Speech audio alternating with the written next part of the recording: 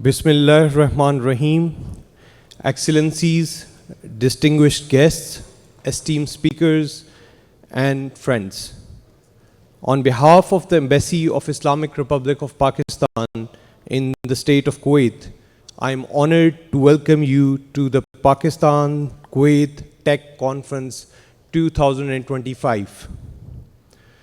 My name is Hamza Tauqir, and I am Second Secretary at the Embassy of Islamic Republic of Pakistan in the state of Kuwait, and I'm privileged to serve as the Master of Ceremony for today. We are deeply honored by the presence of our distinguished guests, Her Excellency Atbi Al-Sabah, Head of Strategy and Governance, Dr. Khalid Mohammad Al-Zamil, Chairman Citra, Her Excellency Ms. Asil Al-Munifi, Under-Secretary of the Ministry of Economic Affairs and Investment, Kuwait, Dr. Hajar Al-Hajaji, DCO, His Excellency Dr. Zafar Iqbal, Ambassador of Pakistan to the State of Kuwait, Mr. Sayyid Kamar Raza, Chairman, Board of Governors, Overseas Pakistanis, Mr. Abu Bakr, CEO of Pakistan Software Export Board, and distinguished representatives from the public and private sectors of Kuwait and Pakistan. Today's conference brings together visionaries and leaders who are shaping the future technology and digital transformation in both nations. Pakistan is proud to have one of the youngest, most dynamic technology workforces with a thriving startup ecosystem delivering innovation in AI, fintech, cybersecurity, and software development. Kuwait's forward-looking vision and strong economy create fertile ground for collaboration and shared growth.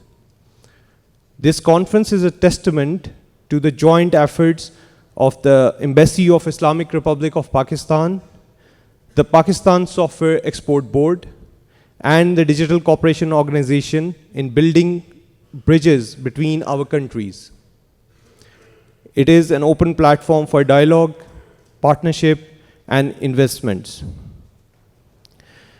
Over the coming sessions, you will hear from distinguished speakers and innovators leading the way for digital trade, AI, fintech, health tech, and smart economies. I encourage you to participate fully and exchange knowledge and ideas for a better collaboration and partnership in B2B and B2G arrangements. To begin our program with blessings of Almighty, we will start with the recitation from the Holy Quran. Bismillahir Rahmanir Rahim. In the name of Allah, the entirely merciful, the especially merciful. Qul huwa Allahu ahad. Say, He is Allah, who is one. Allahu samad. Allah, the eternal refuge. Lam yalid wa lam yulad. He neither begets nor is born. وَلَمْ يَكُنْ لَهُ كُفُوًا أَحَدٌ. Nor is there to him any equivalent. To begin our program with right now, it is my honor to now invite His Excellency Dr. Zafar Iqbal, the Ambassador of Islamic Republic of Pakistan to Kuwait, to deliver the welcome address. Bismillahirrahmanirrahim. Ashabu Saada, الضيوف الكرام الزملاء الأعزاء السيدات والسادة السلام عليكم ورحمة الله وبركاته وصباح الخير. يسعدني أن أرحب بكم في أول مؤتمر للتقنية بين باكستان والكويت. يتم تنظيم هذا المؤتمر من قبل مجلس صادرات البرمجيات في باكستان بالتعاون مع منظمة التعاون الرقمي، ويقام هنا في دولة الكويت تجسيداً لرؤيتنا المشتركة لمستقبل الرقمي. في البداية أعرف عن شكر حكومة باكستان وشعب باكستان للقيادة الحكيمة لصاحب السمو الأمير الشيخ مشال أحمد الجابر الصباح حفظه الله ورعاه على توجيهاته ودعمه المستمر لتعزيز العلاقات بين باكستان والكويت. كما أتقدم بالشكر لحكومة الكويت وخاصة وزارة المالية وهيئة الاتصالات وتقنية المعلومات والجهاز المركزي للتكنولوجيا المعلومات على دعمهم القيم في إطار رؤية الكويت 2035. كما نعرف عن شكرنا لوزارة الداخلية والوزارة الخارجية في الكويت على ما قدمته من تسهيلات وتعاون.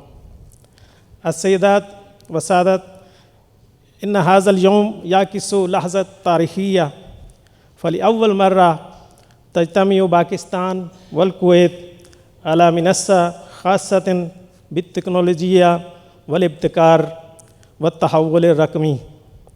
فباكستان تملك قطاعاً للتقنية المعلومات يعتبر من الأسرع نمواً في آسيا، بينما تقدم الكويت برؤيتها المستقبلية الشريك المثالي في هذه المسيرة. ونفتخر أيضاً بإعلان منظمة التعاون الرقمي عن إطلاق أداة AI ريال، وهي مبادرة مهمة تتوافق مع رؤية بلدينا في تسخير الذكاء الاصطناعي بشكل مسؤول وشامل. كما أن خطوات تسهيل التأشيرات الأخيرة التي قدمتها الكويت قد فتحت أبواباً جديدة للتبادل والتعاون التجاري، وإن هذا المؤتمر ليس مجرد عرض بل هو نقطة انطلاق لشراكات دائمة إن شاء الله. وما بدء العروض والنقاشات والتواصل بين الشركات، يجب أن نتذكر أن مهمتنا تتجاوز العقود التجارية، فهي تتعلق ببناء الثقة وتعزيز الصداقة ووضع أسس مستقبل رقمي مشترك بين بلدينا وشعبينا. إن التعاون في مجال التقنية والابتكار ضروري للدول العربية والإسلامية، لأنه يمكن شبابنا ويقوي اقتصاداتنا ويقلل من الاعتماد على الآخرين. أتمنى لجميع الشركات المشاركة يوماً مثمراً ونقاشات ناجحة اليوم. شكراً جزيلاً. And now I would like to invite Mr. Syed Qamar Raza, Chairman, Board of Governors, Overseas Pakistanis, to kindly share his remarks. Bismillah ar-Rahman ar-Rahim. Honorable Ministers, Excellencies, diplomats, distinguished guests, ladies and gentlemen, Assalamu alaikum and very good morning. It's given me immense pleasure to address you today at the Pakistan-Kuwait Tech Conference 2025, Pakistan's first ever technology conference in Kuwait. This important initiative, organized by Embassy of Pakistan in collaboration with the Pakistan Software Export Board, is a milestone in strengthening our bilateral cooperation in field of information technology. Pakistan today stands at the forefront of digital transformation, with one of the youngest population in the world.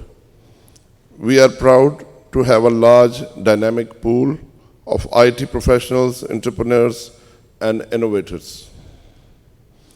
They are making their mark globally in areas such as artificial intelligence, software development, fintech, e-commerce, and digital services.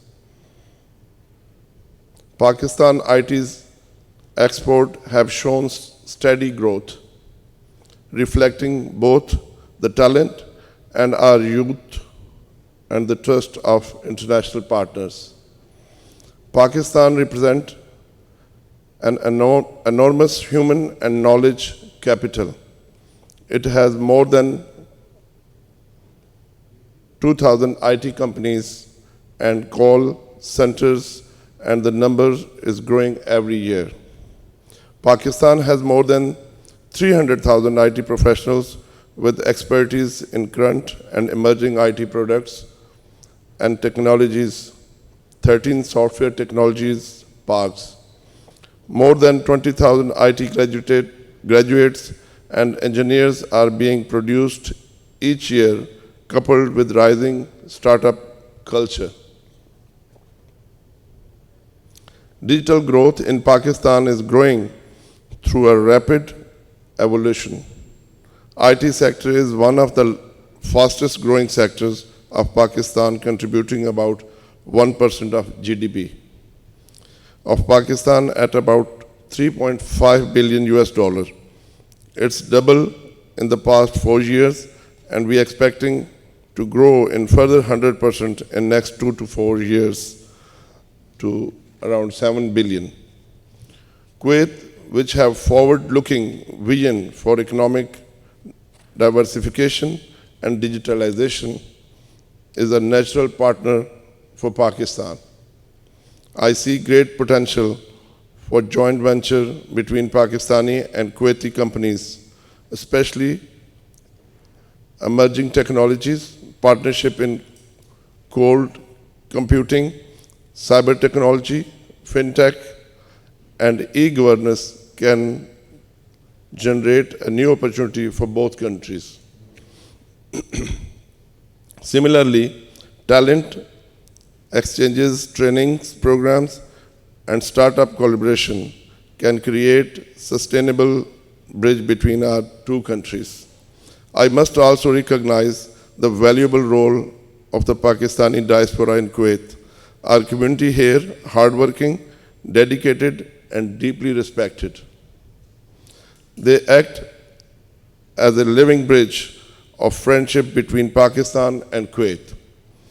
This conference not only highlights Pakistan IT potential, but also open avenue for overseas Pakistanis to engage in technology, entrepreneurship, and innovation. Ladies and gentlemen, this conference marks beginning a new chapter in Pakistan-Kuwait relationship. It is not only about showcasing technology, but also building trust, fostering collaboration, and shaping a shared digital future. I'm confident that partnership and discussion here will pave the way for long-term prosperity and mutual growth. Let us work together to convert ideas into partnership and partnership into a real progress for our people. Thank you once again. Pakistan-Kuwait friendship Zindabad. Pakistan Hamesha Zindabad. Please now welcome Mr. Abu Bakr, CEO of Pakistan Software Export Board, to present the opening address. His Excellencies and ladies and gentlemen, we will now play a video on why Pakistan, and right after then we will move to Mr. Abu Bakr's opening remarks. So please, why Pakistan? في عالم تصنع فيه التكنولوجيا مصير الأمم، هناك دولة تقف مستعدة للقيادة. باكستان أمة شابة القلب، جريئة الرؤية، لا حدود لطموحاتها. تضم واحدة من أكبر فئات الشباب في العالم، وقوة عاملة جاهزة لدفع الابتكار العالمي. كفاءات ماهرة، متصلة، ومهيئة للمستقبل. اليوم يمتد الأثر الرقمي لباكستان عبر القارات، يبني ويبتكر ويغير حياة الناس في أكثر من 170 دولة. وقد حازت باكستان اعترافا عالميا عندما نالت بفخر لقب وجهة التكنولوجيا لعام 2024 في معرض جيتكس العالمي. وبفضل السياسات القوية والطموح الوطني، فإن صعود باكستان كوجهة تكنولوجية عالمية تقوده القيادة من أعلى المستويات. وتتويجا لهذه الجهود، قررت باكستان تشريعاً تاريخياً تحت مسمى قانون الأمة الرقمية الباكستاني، الذي يهدف إلى تحقيق التحول الرقمي الشامل في منظومة الحوكمة والاقتصاد والمجتمع. وبهذه المناسبة أتوجه بالترحيب بالجميع للانضمام إلينا كشركاء في هذه الرحلة المليئة بالتحديات والإنجازات، والتي نسعى من خلالها إلى جعل باكستان الوجهة التكنولوجية الأولى على مستوى العالم. أسئلة ليب وجي دي سي تجذب باكستان أنظار العالم، تقود الابتكار، تبني شراكات مؤثرة، وتثبت نفسها لاعبا رئيسيا في الاقتصاد الرقمي. وخلف هذا الزخم مؤسسات تعمل بجد تمكن الصادرات وتدعم رواد الأعمال وتفتح الأبواب للأسواق العالمية. يتمثل تفويجنا في دعم قطاع تكنولوجيا المعلومات وتعزيز صادراته الوطنية. لذلك أدعو الجميع إلى استكشاف الفرص الاستثمارية الواعدة في باكستان. نحن موجودون هنا لدعمكم ولدعم الصناعة، ولنضمن أن رحلتكم الاستثمارية في باكستان ستكون سلسة وناجحة كما هي في أي دولة أخرى حول العالم. ومؤخرا استضافت باكستان بفخر منتدى الاستثمار الأجنبي المباشر الرقمي بمشاركة ممثلين من أكثر من 45 دولة من وزراء ومستثمرين عالميين وقادة تكنولوجيين. وقد جرى الالتزام باستثمارات تجاوزت 700 مليون دولار في قطاع تكنولوجيا المعلومات، وهو تقدم كبير في جذب الاستثمارات العالمية. وبقيادة رئيس الوزراء شخصيا شكل المنتدى إشارة واضحة على التزام باكستان الجاد ببناء اقتصاد قائم على التكنولوجيا. صادراتنا في تكنولوجيا المعلومات والاتصالات تتصاعد، شركاتنا الناشئة تتوسع، اقتصادنا الرقمي ينهض. إنها ليست مجرد ثورة رقمية، بل حركة يقودها الناس ويحفزها الابتكار ويلهمها المستقبل. باكستان تدعو العالم للاستثمار، للابتكار وللازدهار. It's my honor to be here, honor and privilege to be here. My name is Abu Bakr. I'm the CEO of Pakistan Software Export Board, which is an organization under Ministry of IT and Telecommunication. And I'm so honored that Kuwait Friends, our brotherly nations, has opened us to come here and host us. We are very fortunate. And as we say, this is the beginning. But I want to welcome Her Excellency, Ms. Asel Al-Munifi. Thank you for being here. His Excellency Dr. Khalid Mohammed Al-Zamil, Chairman, Citra. Dr. Najat Hussain Ibrahim Hamad, Acting General Manager, Center of CIT. Dr. Hajar Al-Hadoudi, Director General DCO. Thank you for being here. His Excellency Dr. Zafar Iqbal, our Ambassador, who's the brain behind this. And Syed Kamar Raza, thank you for being here. And Mr. Adbi Al-Sabah, Head of Strategy and Government. I won't take too much time, but I want to share some of the reasons why we are here. As you know, Pakistan has a thriving economy on tech side.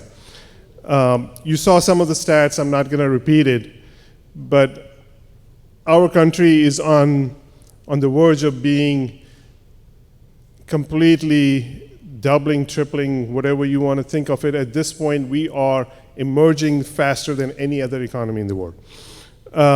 You saw what happened in the last few months, whether it's geopolitical, whether it's internally for us.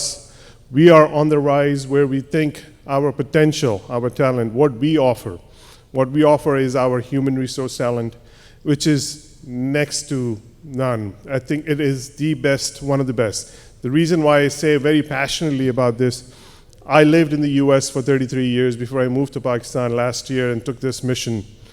And when I was on the other side of this, from the US, I worked in a lot of different corporate organizations, large organizations, and I worked in different parts of the world. I did the outsourcing work for IT in different parts of the world. Pakistan, our neighbors, amazing work there too.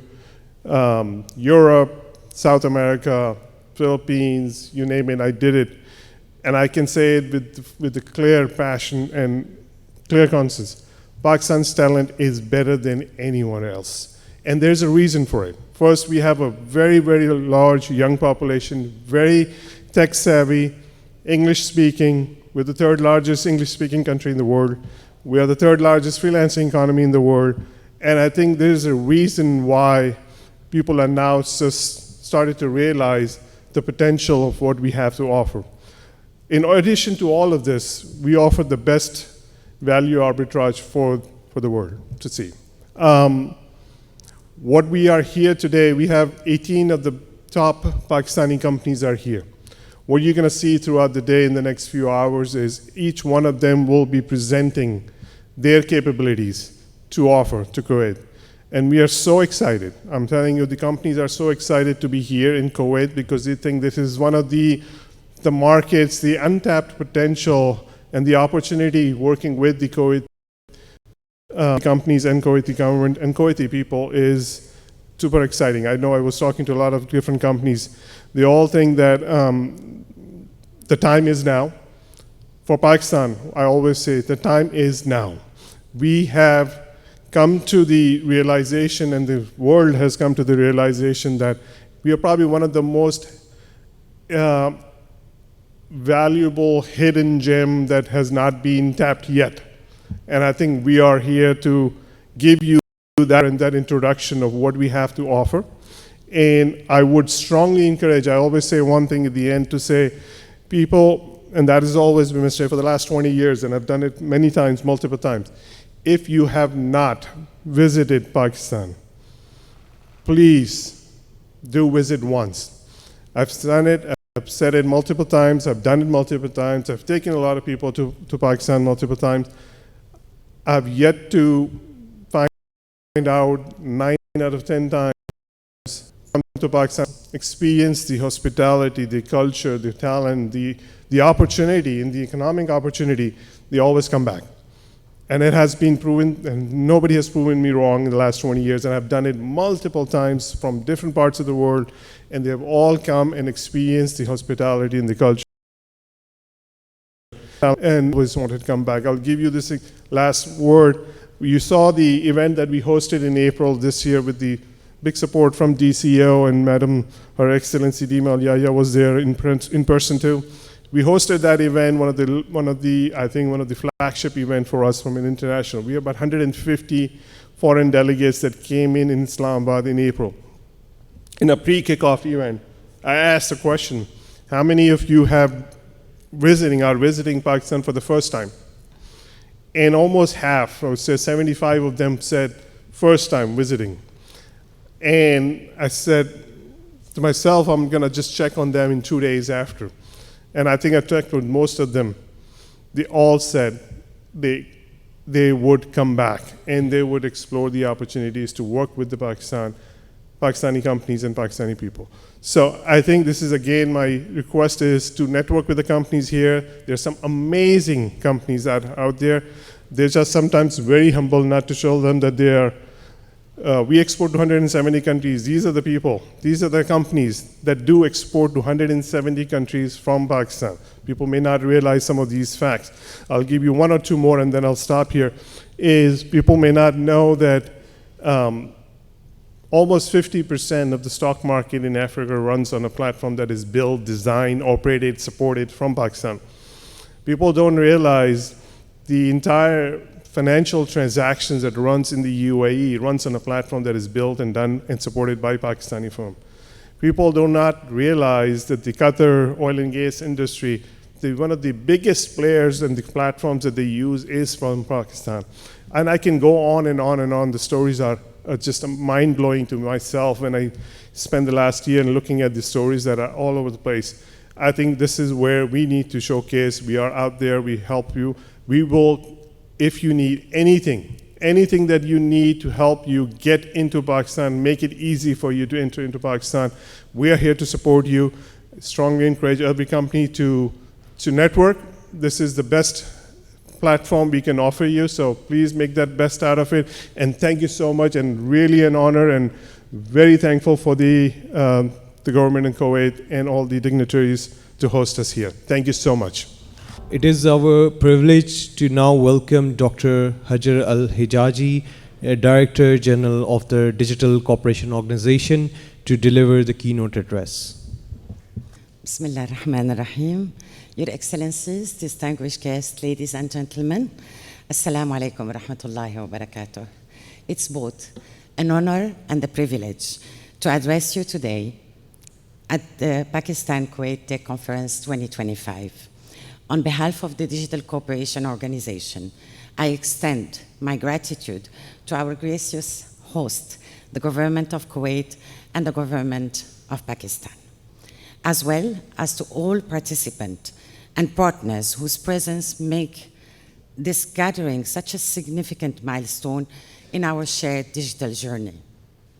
This conference is more than an agenda of meeting and speeches. It is a powerful reminder of what can be achieved when nations work hand in hand. Pakistan and Kuwait, both valued member states of DCO, are charting a path forward in which digital cooperation is not just an aspiration, but a lived reality. This event will unlock greater opportunities for investment, for innovation across border, and build partnership that will shape the economy of tomorrow. The Digital Cooperation Organization was created with a clear purpose: to accelerate digital prosperity and to ensure that no country is left behind. Our member states represent a population of 800 million of people in 3 different continents. It is our responsibility to connect their diverse economy, facilitate the sharing of expertise, attract global investment, and co-create digital solutions that uplift communities. The collaboration between Pakistan and Kuwait is a compelling illustration of this mission in action. It shows how nations rich in human capital and innovation, like Pakistan, can complement the visionary leadership and ambitious transformation agenda of a nation like Kuwait. At the Digital Cooperation Organization, we take an immense pride in both countries. Each has carved its own path of ambition and achievement.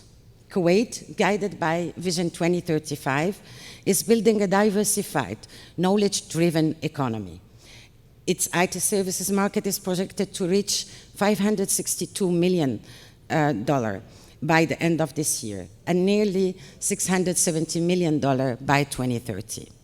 A clear signal of Kuwait's determination to become a regional hub of trade, finance, and innovation. Kuwait is also pioneering the Data Embassy initiative, a groundbreaking model for digital sovereignty and resilience that puts Kuwait at the forefront of digital security and governance.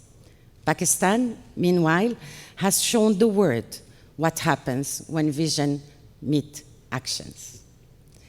With one of the youngest populations that have been said many times on the earth and thriving startup ecosystem, Pakistan has proven its global competitiveness.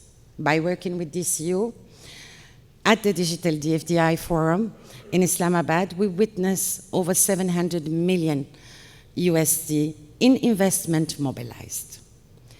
A milestone that demonstrates not just the potential, but the real impact.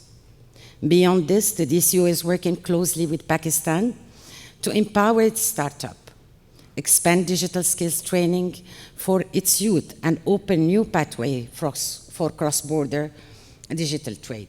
But the true power today is not what Pakistan and Kuwait are doing individually or achieved individually, but in what they are achieving together. Together, under the DCO umbrella, they can create a multiplier effect, one that drives growth, enhance competitiveness, and create jobs for their people. The DCO is not only about shaping policy, it's about enabling real opportunities on the ground. This is how digital prosperity is created, through connectivity, opportunity, and inclusivity. Ladies and gentlemen, the Pak-Kuwait Tech Conference 2025 demonstrates that the future is not built in isolation. It is built through partnership, through dialogue, through the willingness to nations to collaborate rather than compete. Together, through our collective commitment as DCO Secretariat and our member state, we are laying the foundation of digital economy, of that is inclusive, sustainable, and prosperous for all.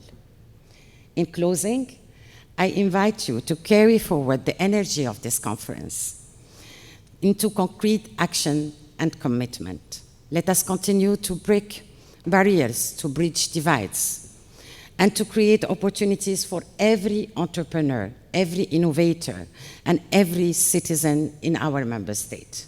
Together, we are building not only a digital economy of today, but the inclusive digital future that the generation to come deserve. Thank you so much. Assalamu alaikum rahmatullahi wa barakatuh. Now, ladies and gentlemen, a session of empowering nations through AI will be led by Dr. Khalid Muhammad Abdullah Al-Zamil, Chairman CITRA, and Dr. Hajar Al-Hijaji, DG DCO, will join for the session. Thank you. Your Excellencies, distinguished delegates, ladies and gentlemen, I would like to say حياكم الله في الكويت بلدكم الثاني إن شاء الله. It is an honor to join you at the Pak-Kuwait Tech Investment Conference 2025 on behalf of the State of Kuwait and CITRA. I thank the Government of Pakistan, the Ministry of IT and Telecom, PS, EP, and Pasha for their valued partnership.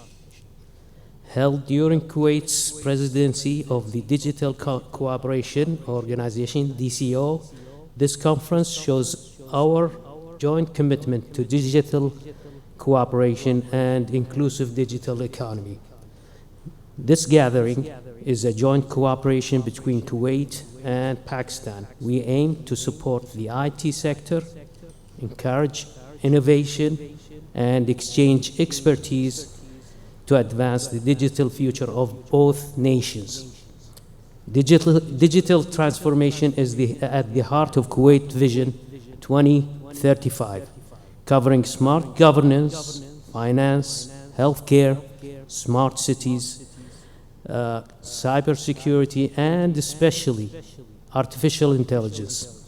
AI is reshaping economies and societies, but it must empower people, protect values, and serve the common good.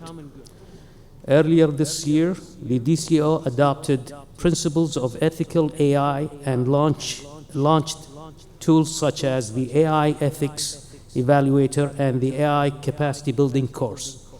Today, we proudly unveil the AI Real Toolkit, which offers tailored AI roadmap, actionable recommendations, and practical strategies for responsible, inclusive growth.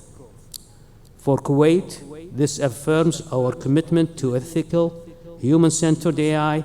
For Pakistan, it showcases a dynamic IT sector for the region. It shows that innovation and values can go hand in hand. The conference is about building partnerships between governments, industries, entrepreneurs, and investors. Together we can create jobs, expand opportunities, and contribute to shared prosperity. The AI Real Toolkit is not an end but a beginning for future work. Let us embrace technology, responsibility, and shape AI-powered future that advances humanity as much as progress. Thank you all for your listening, and we wish the very best for the cooperation between our nations and all members of DCO. Thank you. Now we will play a video on empowering nations through AI.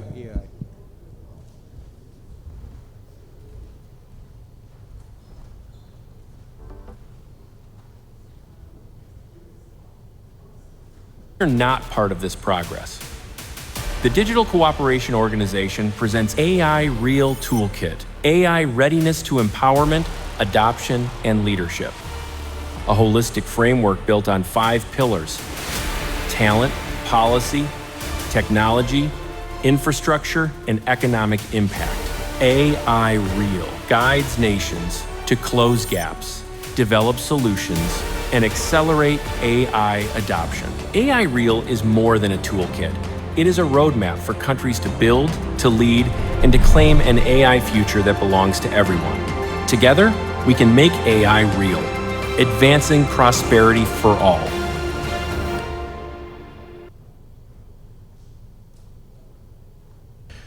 Now I would like to request Dr. Hajar Al-Hadawi to continue with the insight session on empowering nations through AI.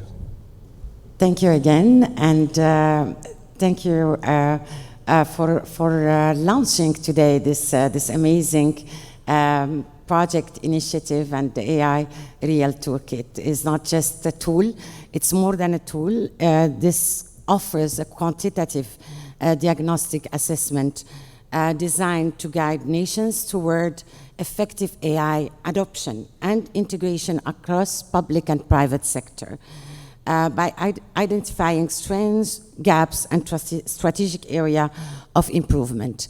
At DCU, we are really proud today to provide this tool, this strategic tool to our member state, and not only, more than our member state, to assess their readiness, empowerment, adoption of AI. We see today, as mentioned by many of our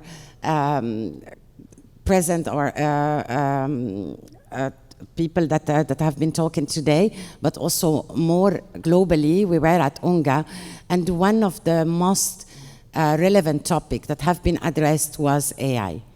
AI today is creating, but previously AI exists since 1918, and it was analyzing data.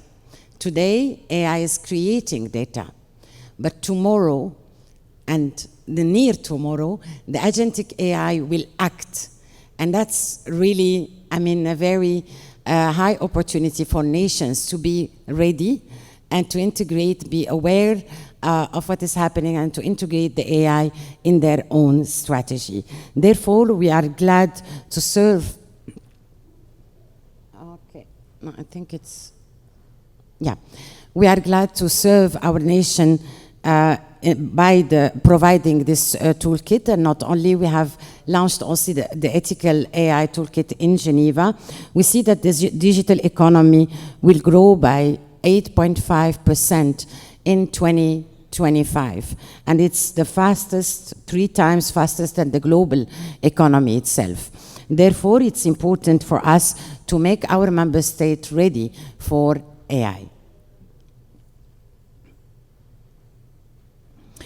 What is the AI Real Toolkit? For us, it's 4 main objectives. The first one is to create robust AI assessment, means the member state need to assess their AI readiness. I will give you a small example. I was talking with one of the Excellencies Minister, and I asked him, what is the priority in the strategy today for the ministry? And the answer was directly AI. But when we see the readiness of the country, connectivity is only by 20%. And therefore, it's important to assess the readiness of the nation, of the infrastructure, and this framework will help member states to assess it. To assess also the ability of the country to integrate AI, and not only, but also we suggest recommendation and artifact by providing customized AI roadmap and initiative. Means the country did do an assessment for its AI readiness. We complemented with integrated ability, if any, for the country. Then we suggest impactful recommendation, and then we build together with our member state a clear AI roadmap. The AI Readiness Toolkit is active with 5 pillars, 17 dimensions, and 39 indicators. Some of those pillars are the talent and skills, which is key success factor today. If we don't have the right talent to accelerate and integrate AI, it's a challenge. Also government readiness, not only, also the infrastructure and the integration of AI. It was for us also important to build the dimension and the pillars, specific maturity in 5 pillars.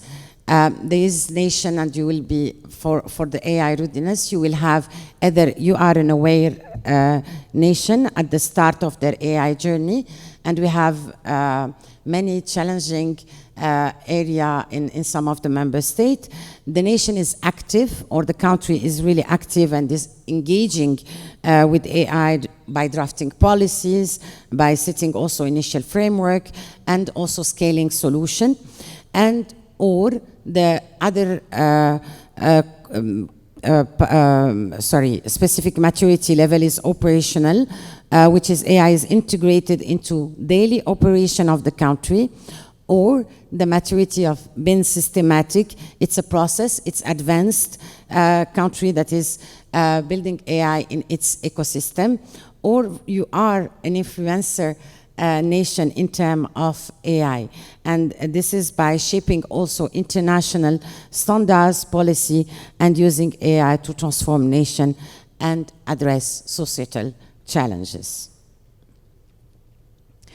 How we do that, I will share with you the dashboard, but this is the workflow of the toolkit. The first is the nation or the country to register on the DCU real toolkit portal, and to conduct as a second step AI readiness assessment to see the level of maturity of the country. Overall maturity level is then assigned. Is it operational? Is it advanced or influencer? And the list of national and sectoral initiatives will be presented that can help the member state and support the member state to integrate AI and to advance its maturity level. But then we will support our member state also by providing clear recommendation and adoption of a roadmap that will be provided to each member state. We will also share then after with the working sessions and working group with the member state a roadmap and the clear playbook that will be shared. And then we will have at the end an overall country AI real toolkit full report for our member state. I will bring you now to the toolkit portal, and you will see the steps how you can register as a member state by clicking to get the maturity level and the assessment, and then you will evaluate the readiness, review the,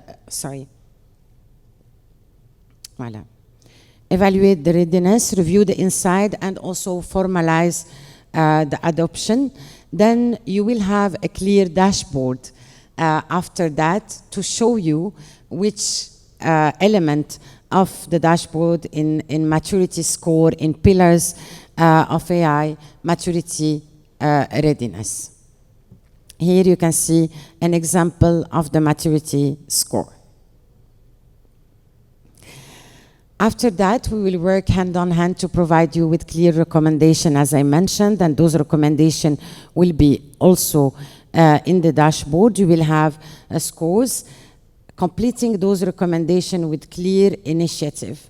And initiative can be training, can be collaboration with other nations that are more advanced in policies or international policies, can be also cross-industry, including, for example, AI for energy or other industries.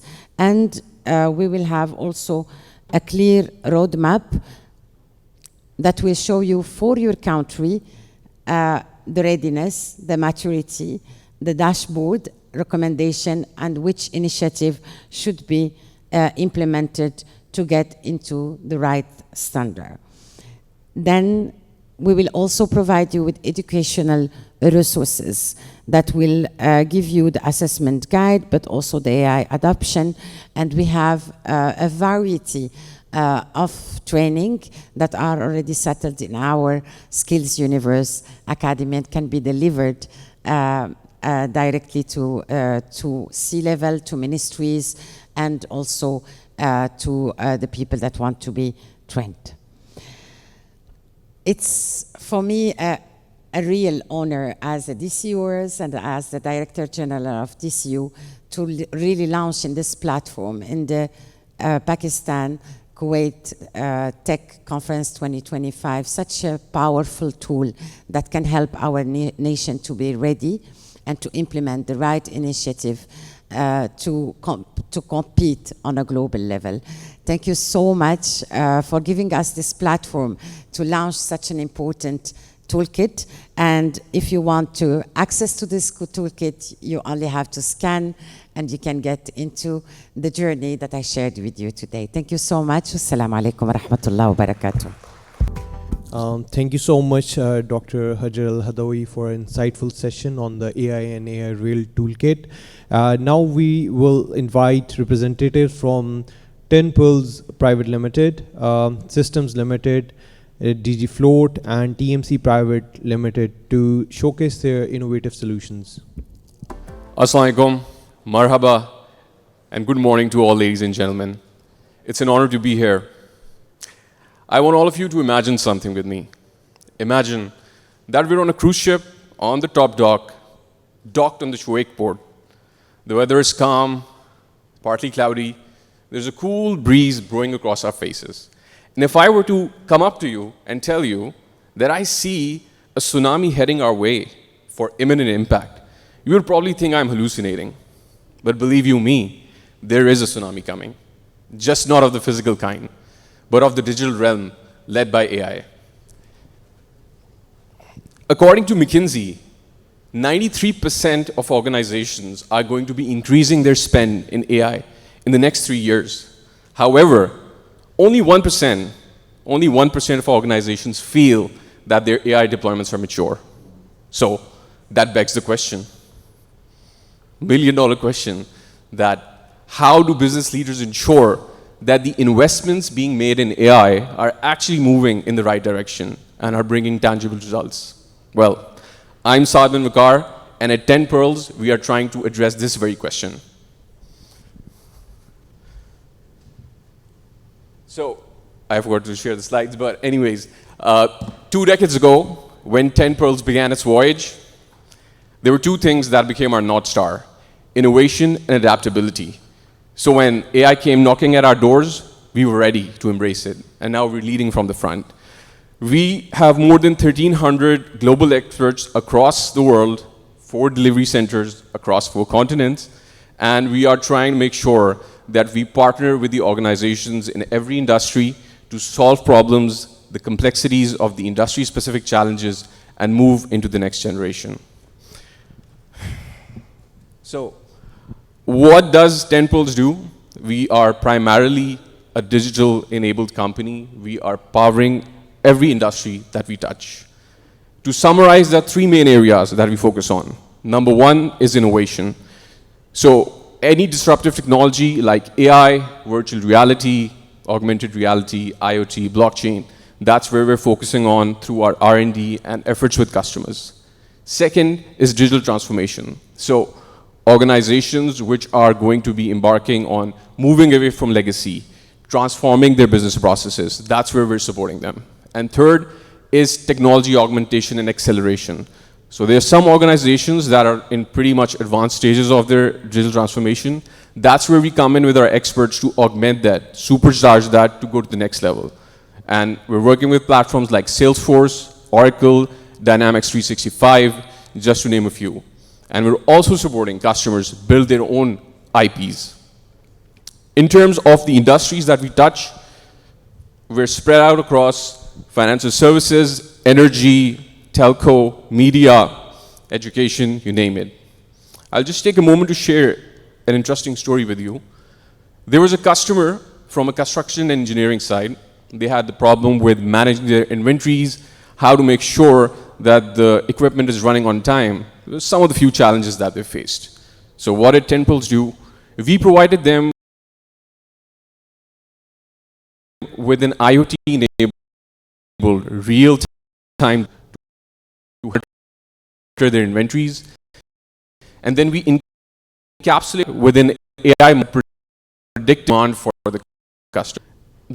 The results: 40% reduction the demand, and then the bottom line is this. So, if you look at it, this is not just an isolated win. AI is transforming every industry in today's age.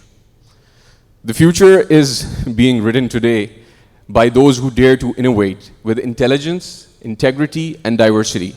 And I'm super proud to share, and I'm honored that Kuwait is actually the one who has taken that dare. Just last month, BCG recognized Kuwait as an AI practitioner. Now it puts it amongst the 30 economies in the world which are making great strides in AI. With the Kuwait 2035 vision, I think this is going to be a game changer. And at Tenpulse, we believe we've got the right mindset, the right skill to collaborate with you to make sure that we can take Kuwait to the next level, how governments redefine customer services, how healthcare redefines care, and how businesses build trust. I believe we can build that synergy and inshallah take Kuwait to the next level. Looking forward to partnering with all the Kuwaiti firms and everyone here. Thank you so much for your time. Have a great day. Assalamu alaikum everyone. Omar Laid from Systems Limited. I cover MEA region for the last 20 years.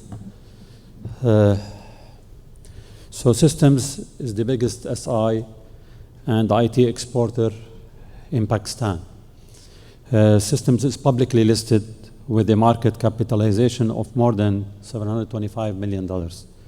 After 48 years in IT business, we have more than 7,700 employees spread over our 16 offices, global offices spread through MEA, APAC, USA, and Europe. And focusing on AI, digital transformation across telco, public sector, private sector, healthcare, and other sectors as well. Sorry.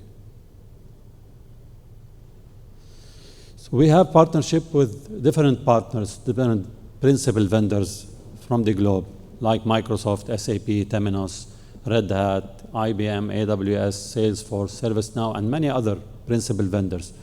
We are a service-oriented group. We only deal with services through managed service contracts, through fixed scope projects, through outsourcing.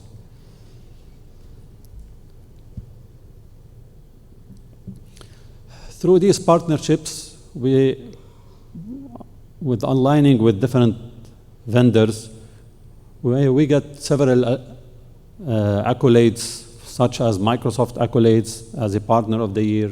We're one of their best and top partners in the region. We're one of the also 50 partners globally who has the inner circle from Microsoft. Same for other vendors. Most of the vendors, we have accolades through them. This is quite list of accolades we have throughout all these vendors throughout these years. Also a list of clients that we have globally. You can see in different sectors, in telco, in banking, in public sector, across the globe.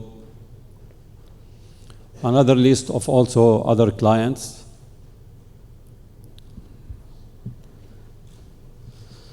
When it comes to the Kuwait Vision 35, we're aligned with the vision, especially when it comes to transformation, like digital transformation, like AI, cloud, data analytics. We have the expertise and we're happy to go through it with you.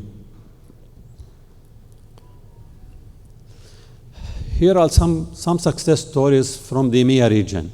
We have for sure other success stories across the globe, but we just want to show you some success stories that we have done in the region. One of them is DDA, Dubai Digital Authority. This is the biggest authority in Dubai that rules Dubai government entities. We have implemented with them the voice of customer. Because we are talking about AI, this is one of the main projects through AI, where all citizens and expats can call DDA for any case they have, and this case will be shared with all government entities through the CRM unified system across all the entities. Others like DOH, Department of Health in Abu Dhabi, where we built their first pandemic response platform after the COVID days, where it runs through the hospitals, universities, clinics across the Emara of Abu Dhabi. RTA is one of our biggest clients, Roads and Transport Authority, that manages all the transportation through Dubai, where we build their CRM, their master data management platforms, their inspection systems as well. DHA Hasana, one of also our biggest accounts, where we implemented Hasana for infectious diseases for the Emirate of Dubai. Other success stories, Orido, when we talk about digital contact centers. This is the first AI digital contact center in the region through different channels like chatbots, like WhatsApp, and voice as well. And we have done with them several projects, AI and digital transformation and many other projects. And all these projects are through managed service contracts or fixed scope projects. One very important project, which is Parkin, which is recently delivered also in UAE, which is around the Gen AI. When we talk about Gen AI, it's for their digital contact center through voice, where you will reach a place where you will not be having agents, or all will be virtual agents running the whole business. Other projects like Kahrama in utilities also, we run all their IT projects through our managed services contract, running through all their different departments. Others like DP World, like AD Customs. So we're spread across all sectors, all domains when it comes to IT projects. Same like for AD Ports, for Dubai Police, for also police accounts, we have run their digital transformation journey, AI, and many other projects. Some Saudi success stories also when it comes to some public sector clients. So at the end, we just want to deliver the message that we're here to support you, and we're part of bigger IT companies from Pakistan. We're specialized in IT, digital transformation, AI, with many, as I showed you, many case studies and many references. Thank you very much. And now I would like to request representative from DG Float to represent the innovative solutions. Bismillahirrahmanirrahim. Assalamu alaikum, ladies and gentlemen. So my name is Dr. Faisal Orgzai. I am the founder and CEO of DigiFloat, and I'll be representing my company here in front of you all. I am a dual PhD in data and AI, open source contributor, author of a book, speaker, trainer. So my whole life has been working on digital and AI big data domains.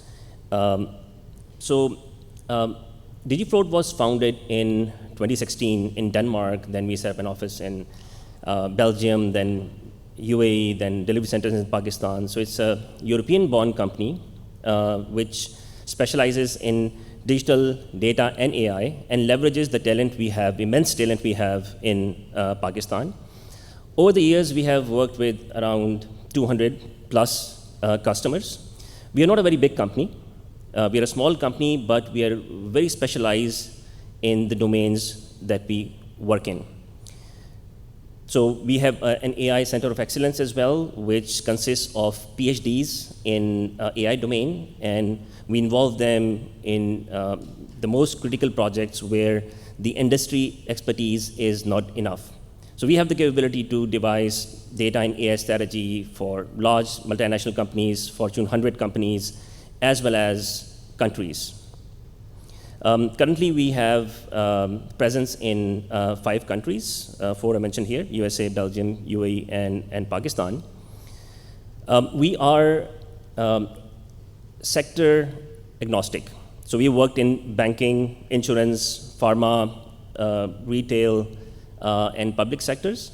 And as I mentioned before, digital, data, and AI. So these are our expertise. And we are an end-to-end partner, so we do advisory, provide advisory services, we do project implementations, and then we also provide support services through our 24/7 support center. Here you can see a list of customers. We have huge names. Some of those are mentioned here. And when it comes to digital, so Saudi Aramco's most critical digital portal that they have that hosts 750 plus applications across Aramco, which are used on a daily basis by 130,000 employees. Even the CEO uses that application. And if that application stops, Aramco's operations stop. Even the hydrocarbon applications and exploration applications are hosted on this platform. And we are the ones who are modernizing that existing portal with 130,000 users, so highly critical application with 4 nines of availability. So we are very proud to say that Saudi Aramco trusted us for this highly specialized and critical project. When it comes to data, so Johnson & Johnson, all of you know, it's a Fortune 100 company, I would say Fortune 50 company. Their modern data and AI strategy and data platform design was done by us. Okay, so we are very proud to say that. When it comes to AI, RTA is a very well-known client. My colleague from Systems also mentioned that, and we work on some projects together as well. They've been spending millions of dollars on their AI strategy, involve multiple firms for designing their AI strategy, etc. But when it comes to implementation, so we are very proud to say that they pioneered 2 AI use cases. One AI use case which is the Mehboob chatbot, the customer-facing chatbot that provides information about the services they have, procedures, policies, etc. The modern version is being developed by us.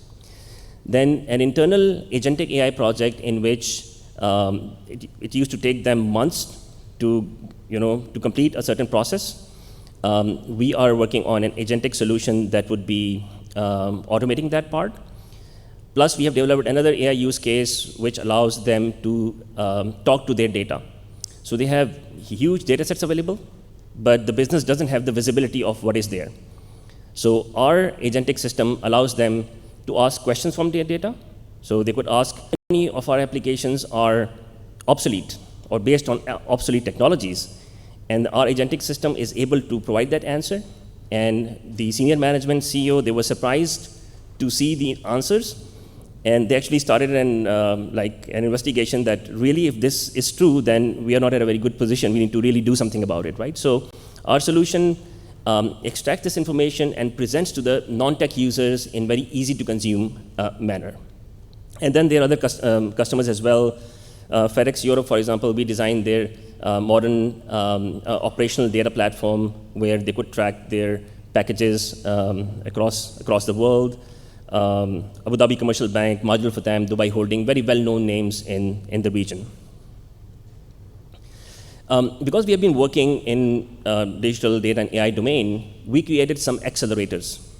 These are ready-to-use solutions that we can deploy on customer premises instead of building those from scratch. Press Insights, for example, that monitors news, media, etc., and provides to governments insights on what the public is thinking about them, what the international world is thinking about them. Okay? Medical assistant, pharma chat, document chat, you can chat with your documents, internal documents without going to the cloud, which is very important for the data residency. We work in computer vision, AI as well, and here is an example. On the left, you can see, this is a project that we did for a very large organization in Pakistan with around 2,000 customer support centers. And they wanted to know the average wait time in that center, and they were not able to achieve that. On the left, you can see the state-of-the-art model, and this is about the data bias.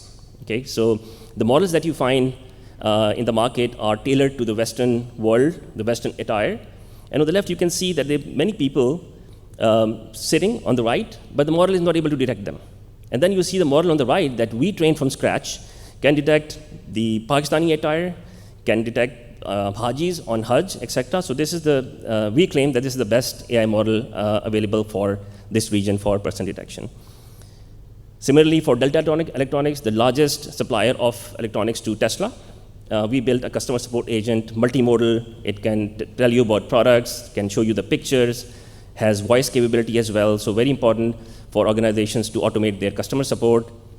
Plutus bot for banking. You can do all your banking operations via chat or voice. So you say, transfer $200 to my wife. It knows who is your wife, and if you have only one wife, yes. Otherwise, it will clarify. And then Cube, very important. Deploy anywhere within Kuwait, no need to have cloud connection, and it brings all the data and insights to you with zero data movement. Okay? So in the end, I would like to reiterate, we do have the capability. We can do advisory, project implementation, staffing, and support. And you can think of the most critical project, most critical problem, and if you want to get it done, we are very confident that we can do it. And we are here to partner with Kuwaiti firms, work with Kuwaiti government, and we are available. We have a stall just outside the door on the right, and I hope to see you there on the stall. Thank you. Now I would like to request representative from TMC Private Limited to showcase their solution and experience in the market. Assalamu alaikum and good morning, everyone. Myself, Hunain Iqbal, and I represent TMC. It gives me great pleasure to be part of this conference, and especially this is the time, and we are at the right time here, when Kuwait is on its journey to Vision 2035 and to be a diversified economy. Being TMC, we started our journey or voyage in 2010, and apart from organic, and we also grown inorganically. We acquired, we started as an SAP practice back in 2010, and with time, as we developed our DNA into SAP, we also acquired major practices in Pakistan, which is Siemens practice for SAP at the start of 2023 and at the beginning of that year. Now we are a combination of number of entities, group entities, and we have also expanded geographically as well as different practices. To begin with, all our TMC entities, what you see are the SAP value-added resellers. We have an entity called Exgeneral, which is our Oracle practice. Knowledge streams where we breed talent locally in Pakistan to serve the international market as well. Then we expanded into cybersecurity practice, which is through our CyberMarks entity. So this is basically the all the offerings that we have. This slide represents our international presence. We are around 1,000+ employees, and we have grown geographically as well. We are now present into UAE, Qatar, Saudi, and in Europe through UK, and we are in Atlanta as well in US. So this, so some of the brief credentials that mentions here, we have created impact through our offerings. Apart from just doing the SI or being an implementer of SAP and Oracle, we have gone deep into the solutions. Now we have our own IPs into education, into healthcare, into textile sector. We are now introducing the core banking solution, taking a leaf from Kuwait book, one of the companies that is started here in Kuwait in 1992, named as Path Solutions. We are now their partners and introducing the Islamic banking solutions in Pakistan as well through a company called Azincio, which has acquired Path Solutions in recent times. Our practice is an award-winning practice and it's been acknowledged by SAP. We were awarded as the best SAP RISE partner for the entire Middle East and North Africa region in 2024 by SAP with other accolades on the quality assurance and the fastest growing practice in Pakistan and across the region. And that's what is being demonstrated on the right of your screen as well. Now, in terms of the major transformation, proof is always in the pudding when the rubber meets the road, when we do the implementations. These are some of the major transformations that we have undertaken as part of our SAP practice. So we run one of the largest payrolls for Pakistan for the federal government. We have also implemented the largest audit management solution for Attorney General of Pakistan. We have worked in multiple sectors. We have built capabilities not only in general in SAP, but we are now sector focused as well. We are deep into education, tech solutions. We are deep into healthcare. The proof is that when World Bank has recently awarded, or last year has awarded us a project to implement SAP or the student lifecycle management solutions for 25 plus universities. And that's been successfully rolled out in 17 universities now. We are now expanding it or moving on to the further upgrades or additional universities in Pakistan itself. So why it's important, why TMC is here? We believe with our expertise, we can support or work or co-create the solutions with the Kuwaiti companies and partners with the companies here in Kuwait to help expedite your journey towards Vision 2035. And we are looking forward to meet you in person in this conference today during this event. So thank you, and looking forward to co-create the solutions with all the Kuwaiti colleagues. Thank you. We will now be having our first panel discussion on autonomous finance, AI, blockchain, and digital trust. This panel discussion will be moderated by Mr. Naeem Mirza, founder and CEO of AI Doctrine, and our panelists will include Dr. Anwar Al-Harbi, Ms. Fatma Al-Asad Saeed, and Dr. Dalal Al-Ghaus for the first panel discussion. Thank you. Assalamu alaikum. So thank you everyone for being part of this great conference. So today we're going to demonstrate, we've been talking a lot about AI, robotics, and what we're going to actually demonstrate is the synergy and seamless interactions between the robots and humans as well. So we have a great panel, and we're going to actually, the panel will be introduced by the robot itself. So let's see if we can get the robot to do the intros. Whenever the robot wakes up, we'll come back to it. So, but I'll hold the introductions, but it will be introduced by the robot. So I'm going to just dive into the questions and answers. So great, thank you, Dr. Dalal. Thank you, Ms. Fatma. Dr. Anwar, thank you very much. So we'll just dive into the question. I guess we'll start with Dr. Anwar. Dr. Anwar has actually authored, one book is published out of Rome, and another one is in the works. That book is focused on digital employees, and I think it's a very timely conversation to have. And for that, Dr. Anwar, I'd like to ask you that media has been evolving with digital platforms. How do you see AI and immersive tech transforming and how audience could consume that content? Bismillah ar-Rahman ar-Rahim. Assalamu alaikum jami'an. I think the AI role in the media platforms is affecting it so much, immensely, because this is the player part of it, and everybody can watch the TV, can watch all the shows, and there is an immersive technology into it. This is one thing. I think we cannot escape that the social media is one dominant player or platforms now emerging in the last 8 years, and it is affecting our normal or standard media. I mean, even the Ministry of Information in Kuwait, I mean, they transformed some of their channels, which I present in TV shows in Al-Arabi channel, now to 51. 51 is a mobile application by the Ministry of Information. So this is one way of one aspect of the digital transformation into the media. Of course, now you can write reports, you can do so many things using AI. Some people used to take hours and hours writing, collecting data, the statistics. Yet now, in the press of a button with ChatGPT or whatever the large language model might be, and we are being affected by it so much so that we can see. There is another problem here we are suffering from is the digital addiction to the new media platforms, and I think everybody can gauge their addiction, digital addiction, by monitoring the screen time in their mobile. We can see, I don't know, I wouldn't say how many hours I spend on mobile, but it is not less than 12 to 14 hours.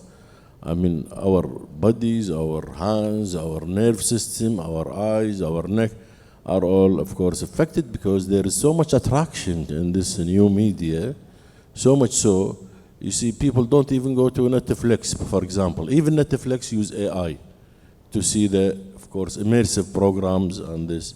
I think now we can generate films, cartoon films, short ones using AI. This was a task before. And I think this is going to be really very effective for our schools, for our education, and I think this is very important. As a media guy, as a media for 20 years, more than 20 years, I think it is a plus. The AI is a plus to us. Apart from the replacement, well, they are suggesting that the TV show guys, the news presenters might be replaced by robots, different from this one, Mr. Naim. So they were, of course, there are some jobs at the media levels at risk. It will be replaced, definitely. But I think we have to cope with it. We have to do upskilling, reskillings of our employee. And you mentioned my book. It is all about upskilling and reskilling the digital employee. This is the government employees. And this is coming out of my own trainings I did to the government bodies and authorities over the last 10 years. Great. And Dr. Anwar is very well known in Kuwait, mashallah. And I remember growing up watching him on TV, and mashallah, he still advises the whole country. Well, you made me too old, Mr. Naim. Dr. Anwar, I publicly state that you are one of my heroes, sir. God bless you. So you mentioned a lot about the transformations and the upskilling of it.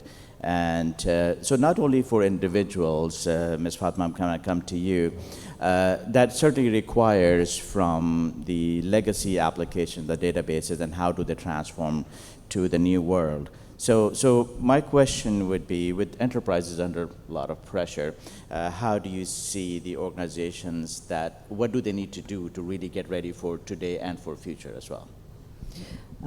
Thank you very much, and Assalamu alaikum.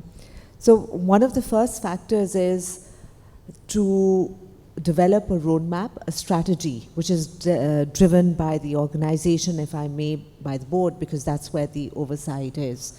And it is about investing in a future for continuity and for sustainability.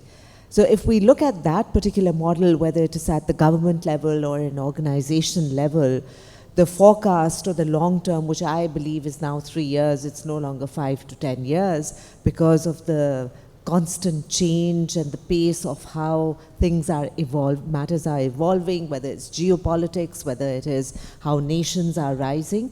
It is important to keep in view that where does an organization, I feel that's the starting point in 3 to 5 years, let's say. And then say what is required in terms of the systems and the people which will allow that strategy to be realized and achieved. Once you have that, then we recognize that in this day and age, and what has been very well said by Dr. Anwar over here as well, it's part of our life, both personal and professional. We are amongst digital natives. I'm a digital immigrant. I learned how to use technology, how to use the social media platforms, etc., etc. But this next generation, Gen Zs and beyond, are digital natives. They're already wired into the system. So how do you merge? The greatest challenge that an organization has is generational diversity. And how do you ensure that they are aligned of the matter of upskilling and reskilling, but reskilling from a perspective of how does it serve the organization? How does it serve the objectives that are being set? So when you move from legacy systems, it's the governance, it's identifying what are the risks. It is also looking at a reasonable time and a realistic time plan or time frame in order to move individuals. At the same time, the pace of learning and the agility that is required by the individual is much faster.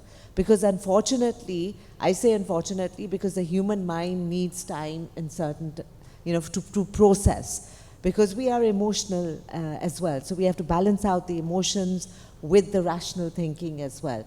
Machine learning is slightly different. It's driven by algorithms. So I think the first element is to have an ecosystem which enables the digital skills, ensure that the legacy systems run parallel to what is being implemented for a reasonable amount of time. So when there is change, as we know, at the end of the day, change is resisted initially. Are all stakeholders on board? Are they aligned, and do they have the competency, capacity, and the capability to take forward that vision? And then is the system really launching that organization into the future in terms of sustainable growth, in terms of relevance, and in terms of productivity? 100%, very well said and very well articulated, rather. Ms. Fatma heads a global organization which consists of about 5,000 employees spread around the globe. And so her words of wisdom really are very pragmatic and something that we interact on day-to-day basis. So we're very glad to have you here. The next, I want to introduce Dr. Dalal. Dr. Dalal, how many people here think food is important? Everybody, right? We want to make sure that food is consistently remains important. And we are in the safe hands of Dr. Dalal. So we want to make sure that the food security remains consistent, and with the new technologies of IoT sensors and drones and what new technologies are implementing, would love to hear your thoughts. How do you see food security?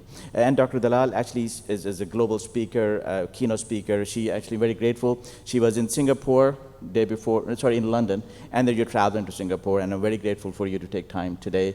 Thank you very much. So would love to hear your thoughts on that. Thank you so much, and Sabahkum Allah bil khair. It's a pleasure to be here. I feel very nostalgic because the last time I was on this stage was during my high school graduation.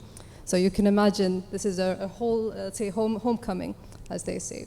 So it's a pleasure to be here. As Mr. Naeem has mentioned, I'm a food security expert.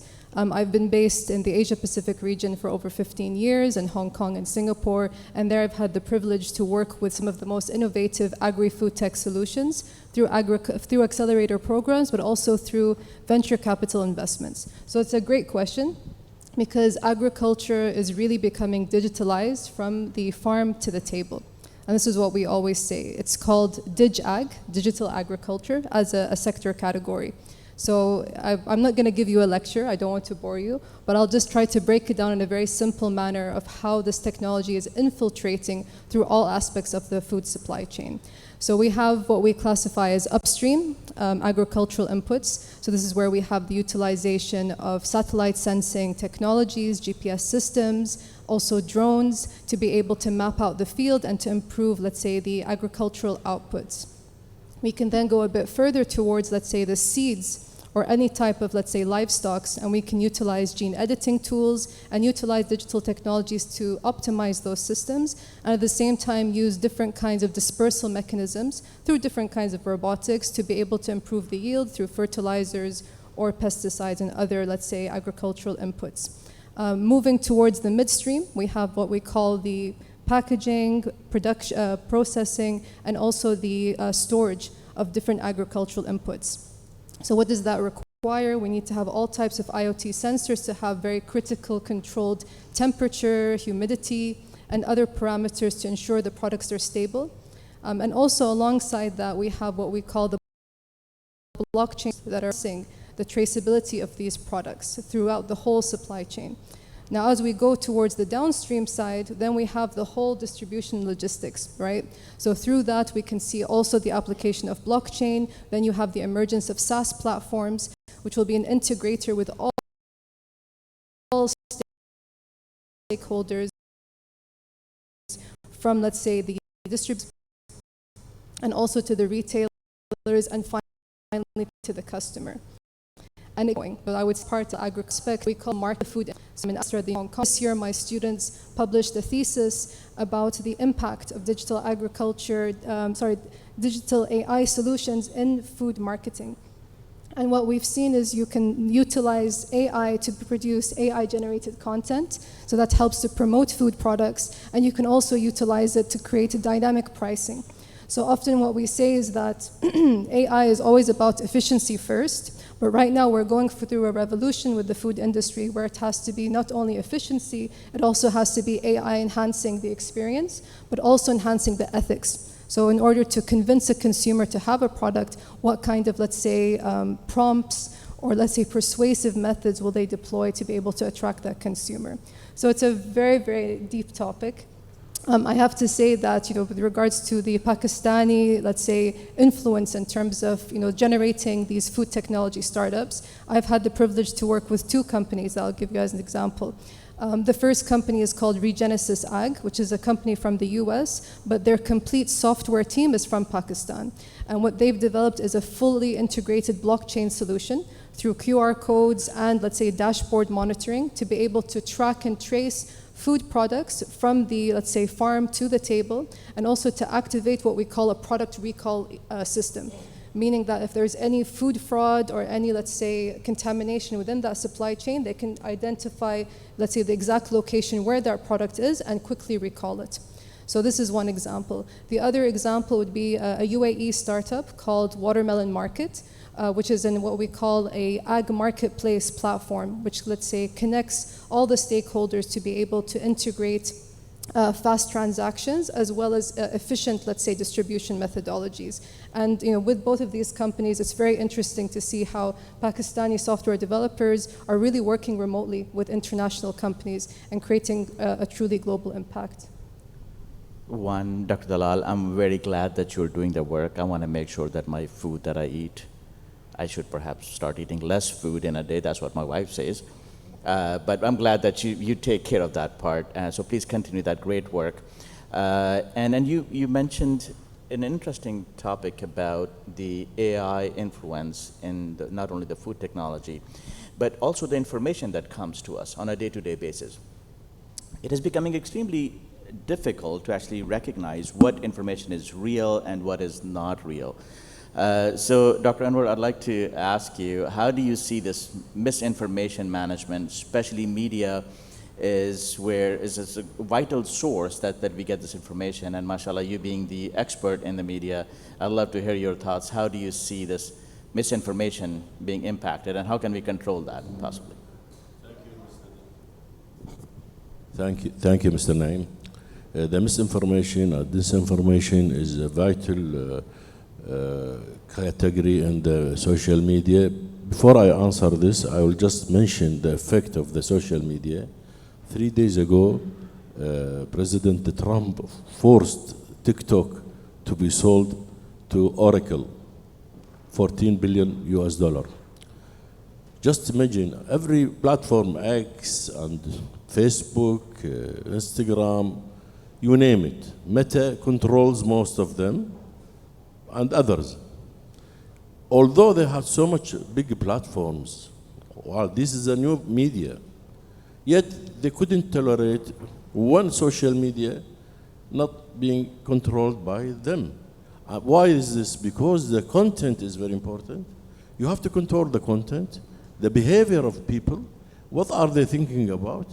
Now there is 1 billion users for the TikTok, and to buy it for a cheaper price for 14 billion for Oracle, it means there is something strange going on. I mean, how come this is something like this?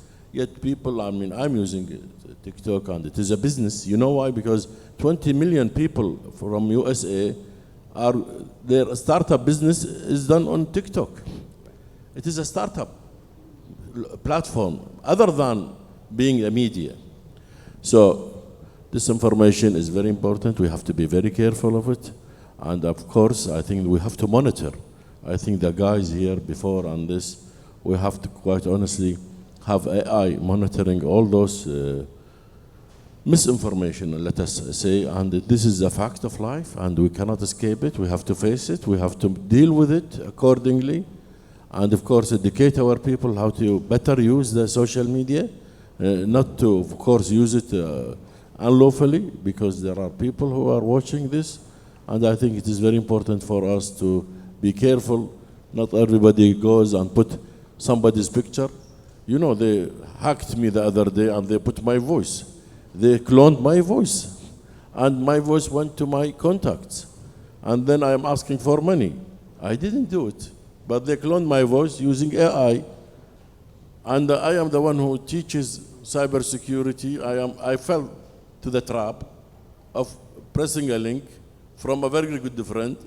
So never trust nobody nowadays unless you check on this link. So I think we are in a world that is digitally transforming fast, and I hope we can really take care of this.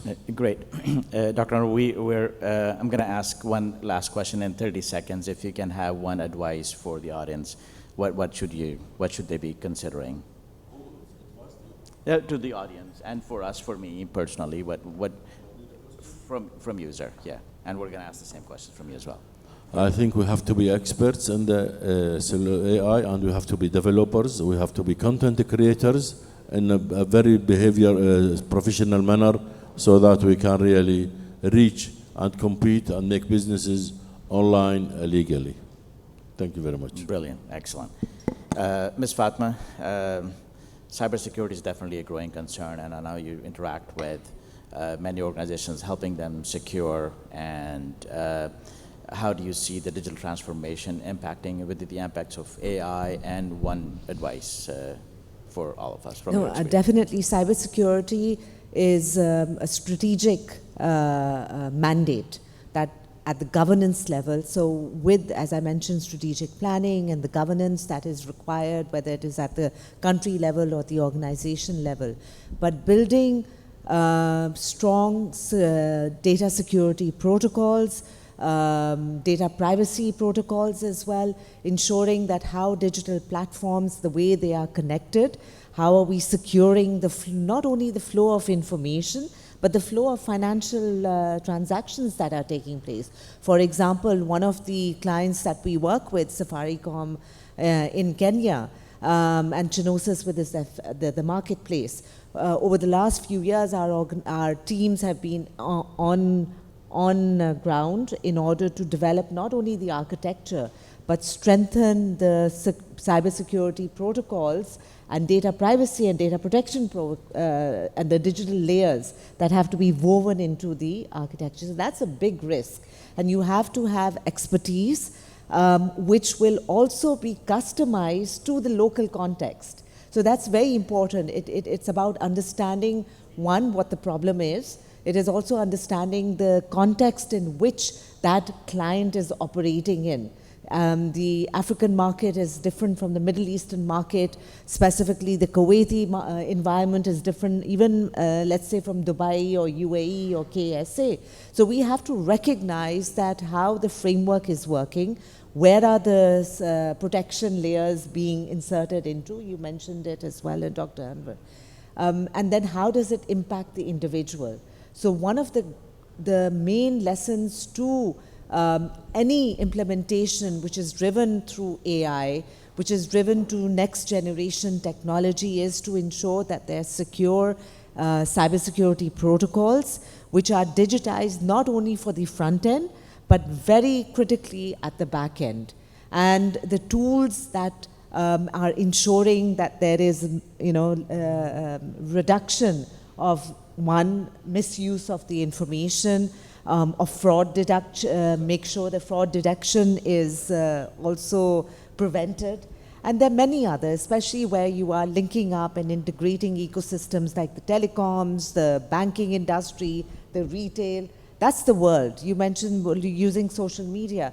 Right now, you can go on to Amazon or Alibaba or any of the marketplaces, and when we purchase, the banks get into action, the telecoms get into action, so it's multiple industries. And then the shipping industry gets into the logistics behind delivery of that. So you can imagine the kind of security protocols that must be there.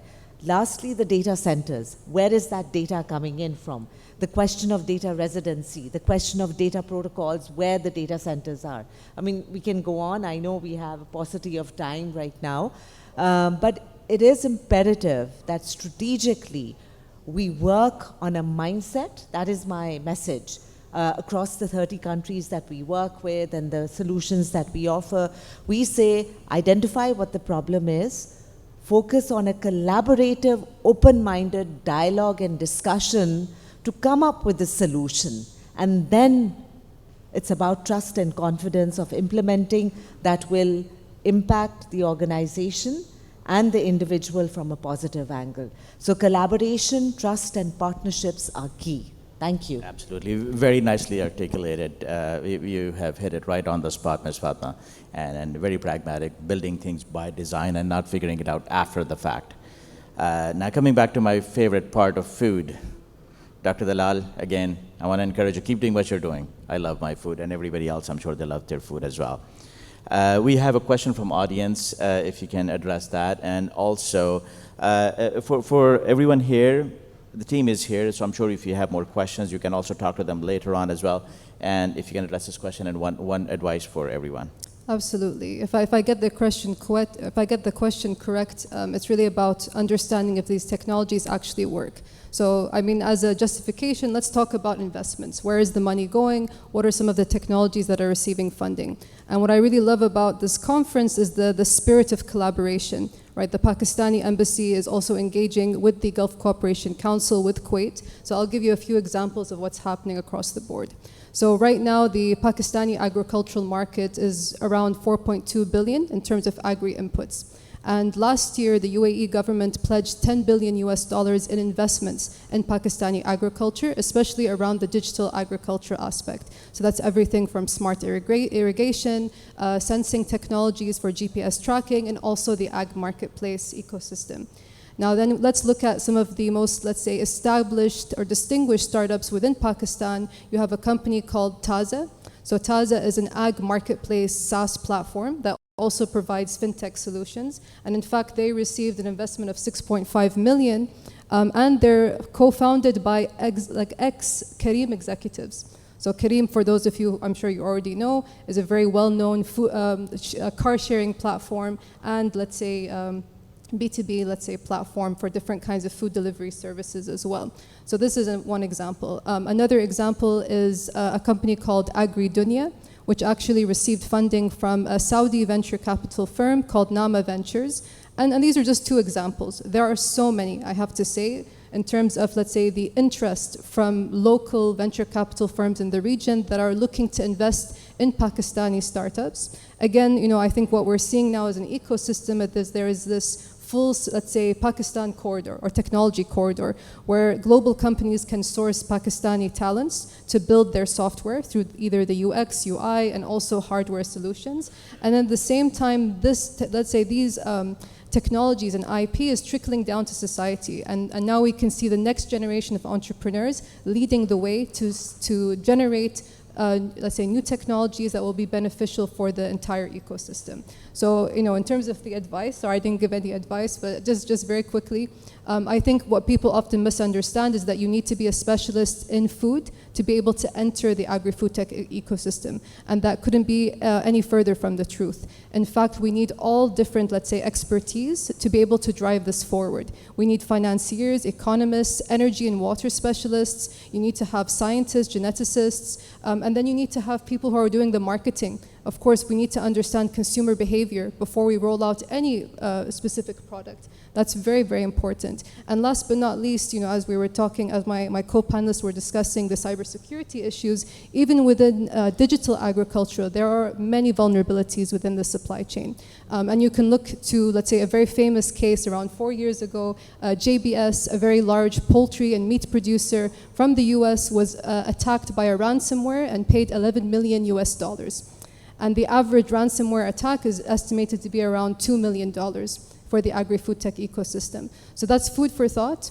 We need everyone's help to be able to bring food security to the forefront and make food affordable and nutritious for all.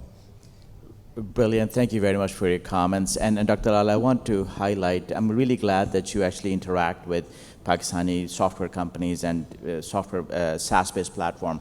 Now, I want to mention that there are very strict quality assurances programs actually led by Pakistan Software Export Board, which is one of the sponsors, and Pasha.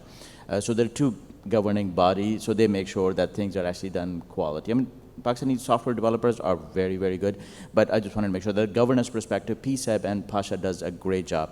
So I want to thank them for sponsoring this, and the Embassy of Pakistan and the government of Kuwait for having this becoming a reality. And again, I want to thank you all, and thank you the audience for listening to us. Thank you again. Event, and I would like to invite now 4 companies which will be giving their presentation about their company expertise and as well as the market they are already working in. So I would like to request Ms. Fatma Saeed from Abacus for giving a presentation on her company and her experiences in the IT market. I believe there are other colleagues who are waiting to present, so I will be quick. I've had the pleasure to address this audience over the last couple of days, so really appreciate the support by PSEB. Abu Bakr, thank you so much. His Excellency, the Ambassador, thank you for this platform, and of course the government and representative of Kuwait. It's very exciting to be here. So Abacus, we have, as an organization, an almost 40-year history. We opened our doors back in 1987 in Pakistan, in Lahore, Pakistan. Our current chairman is also the founder. He established this organization when he came back from Saudi Arabia. He was working there as a financial advisor to some of the largest groups. And then he took a chance on Pakistan. So he's an entrepreneur. But alhamdulillah, this is Abacus at a glance now. If we fast forward almost 40 years, which we will celebrate in 2027, we're across 4 continents. We are serving the Middle East, the African market, the North American market, as well as parts of Europe. And we have worked in the Asia-Pacific, ASEAN region. So inshallah, we'll get there as well. We're headquartered internationally through London. So London offices, the London office owns our Dubai, Riyadh, Nairobi now, as well as New York offices. But Pakistan is where the magic has happened, and it continues to happen. Pakistan is essentially our holding company. We have back-to-back arrangements with the other entities, which are headquartered out of London, as I mentioned, and almost 5,000 people just in Pakistan. If you include our international presence, it's well over 5,000, mashallah. So this is a bit about our legacy. I skipped that slide, I think. 1987, you can see our legacy is PwC. We were PricewaterhouseCoopers in Pakistan, so started as a management consulting firm right up to 2003. When the Sarbanes-Oxley Act happened, some of you would remember that, and IBM buys out PwC Consulting. Our board of directors in Pakistan took a very bold and difficult decision to not be acquired, and we said we will rebuild. So we went back from a 15, we were part of the Middle East Pakistan region, our chairman was leading that. We went back from that status, global status, to a local one office, lost 50% of our clients, 60%, and we rebuilt. And the model was, Abacus is our flagship name, and we will align with global leaders like SAP, that was the first one that we established our relationship with, then Mercer on the human capital, and then subsequently with Google Cloud. And in 2008, we also set up our BPO, business process outsourcing, customer experience, to serve our clients in Pakistan and beyond. So you saw the footprint in 2025, mashallah, with the alliance partnerships that we have and the awards that we continue to get for Google Cloud, and that's the partnership that we have even in Kuwait with Kate, and with our partner Impulse Consulting and digitizing the government and the ministries as we speak as well. And there are many other projects that we are working in. So despite the fact that our people unfortunately couldn't be here in person, the government of Kuwait took a chance on us and enabled us to do remote working. And today we're here and proud to be here, and I had a chance to meet our clients yesterday as well. Very exciting conversations that are happening. As I mentioned, our global partners, the awards that we continue to get, we're also one of the top premier partners for Google Cloud worldwide. Alhamdulillah, and they are supporting us in all the markets that we are serving.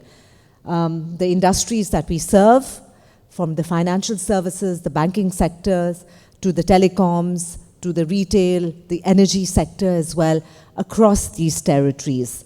And some of our clients, a very small representation of the 1,000+ clients that we serve on an annual basis. So I have a strong executive leadership team, around 10 different practice areas or business units that are looking at technology, digital transformation, emerging technologies, the BPO. We have our own IP as well. We are also investing on our own product and development research that we're doing, developing trademark, patent products, and working with our partners to implement that and customize it. But the idea, ladies and gentlemen, at the end of the day is, what is the value creation? What is the value creation for the clients and the partners that we work with? It's about understanding the problem, looking at the solution, providing that strong domain expertise, functional business, but also looking at local context, whether we are in Kuwait or Dubai or Pakistan or Nairobi or New York. You have to understand the local context and then see what will work and look at it from a collaborative. Of course, our network and strategic alliances, our global delivery model, plus the governance around it. Best practice of governance and good governance allows us to grow, sustain our growth. But the most important is our people. We invest, we give them the opportunities, and they do go out into the world and make a difference. But the idea is, are they helping us find the solutions that our clients are looking for? So thank you very much, and hope to continue to collaborate with all of you, or most of you, as we create the future of business together. Thank you. Now I would like to request the representative of Qualitatum, if they are in the stage, to please come to the stage and present their company and their experience in the market. Assalamu alaikum everyone. It's a pleasure being here for the first time here in Kuwait, though we had been working with quite a few organizations, including Kuwait Financial House before, but hopefully this first presence here would lead to many more in the years to come and the months to come. My name is Jamil Gohir, and I represent Qualitatum as one of the founders and CEO. We have built this 16 years old business into a global name, and we do independent software testing, quality assurance, and cybersecurity. That's the niche that we have been able to build. And over the period of time, we have been recognized by Gartner in the top quadrants of software testing, and have been able to build an ecosystem of products, processes, and services. So a brief history. For the last 15-16 years, we have been able to achieve TMMI level 5, which is the Testing Maturity Model Institute's maturity assessment level. We are one of the very rare companies here in the region that are at TMMI level 5 and operating as a testing partner. We have a very strong portfolio of clients in Saudi Arabia. We have our own presence in US, Saudi, UAE, Pakistan, and Ireland, and hopefully in months to come in Kuwait as well. We have quite a few clients globally, more than 500 plus. We have about a team of 250 to 300 people, and these are all consultants in the area of cybersecurity and software testing. We are SOC 2 compliant, ISO 27001 compliant, TMMI level 5, and quite a lot of other accreditations that we have been able to build. Why do people choose us? We are a globally ranked organization. We have a very strong culture of research and development. We have been able to build our own test case libraries over the period of time, and we have our own award-winning software testing platform. I don't think that there's any other software testing company that has been able to create a whole library, an ALM, and 16 years of experience in software testing altogether. So I think that takes us to that top ladder of being a quality assurance company serving our clients all across the globe. These are some of the clients that we have served in the past. If you can see, we have a very strong portfolio in banking, financial, insurance, and fintech services. We have worked with a lot of clients in Saudi Arabia, UAE, Qatar. We have helped build Center of Excellence in Testing and Quality Assurance for leading banks in Saudi. As of now, all the top 5 banks in Saudi are our clients, and we are currently working with them. We have been working with the government and the ministries in Saudi, including the defense, including Ministry of Health and Ministry of Foreign Affairs.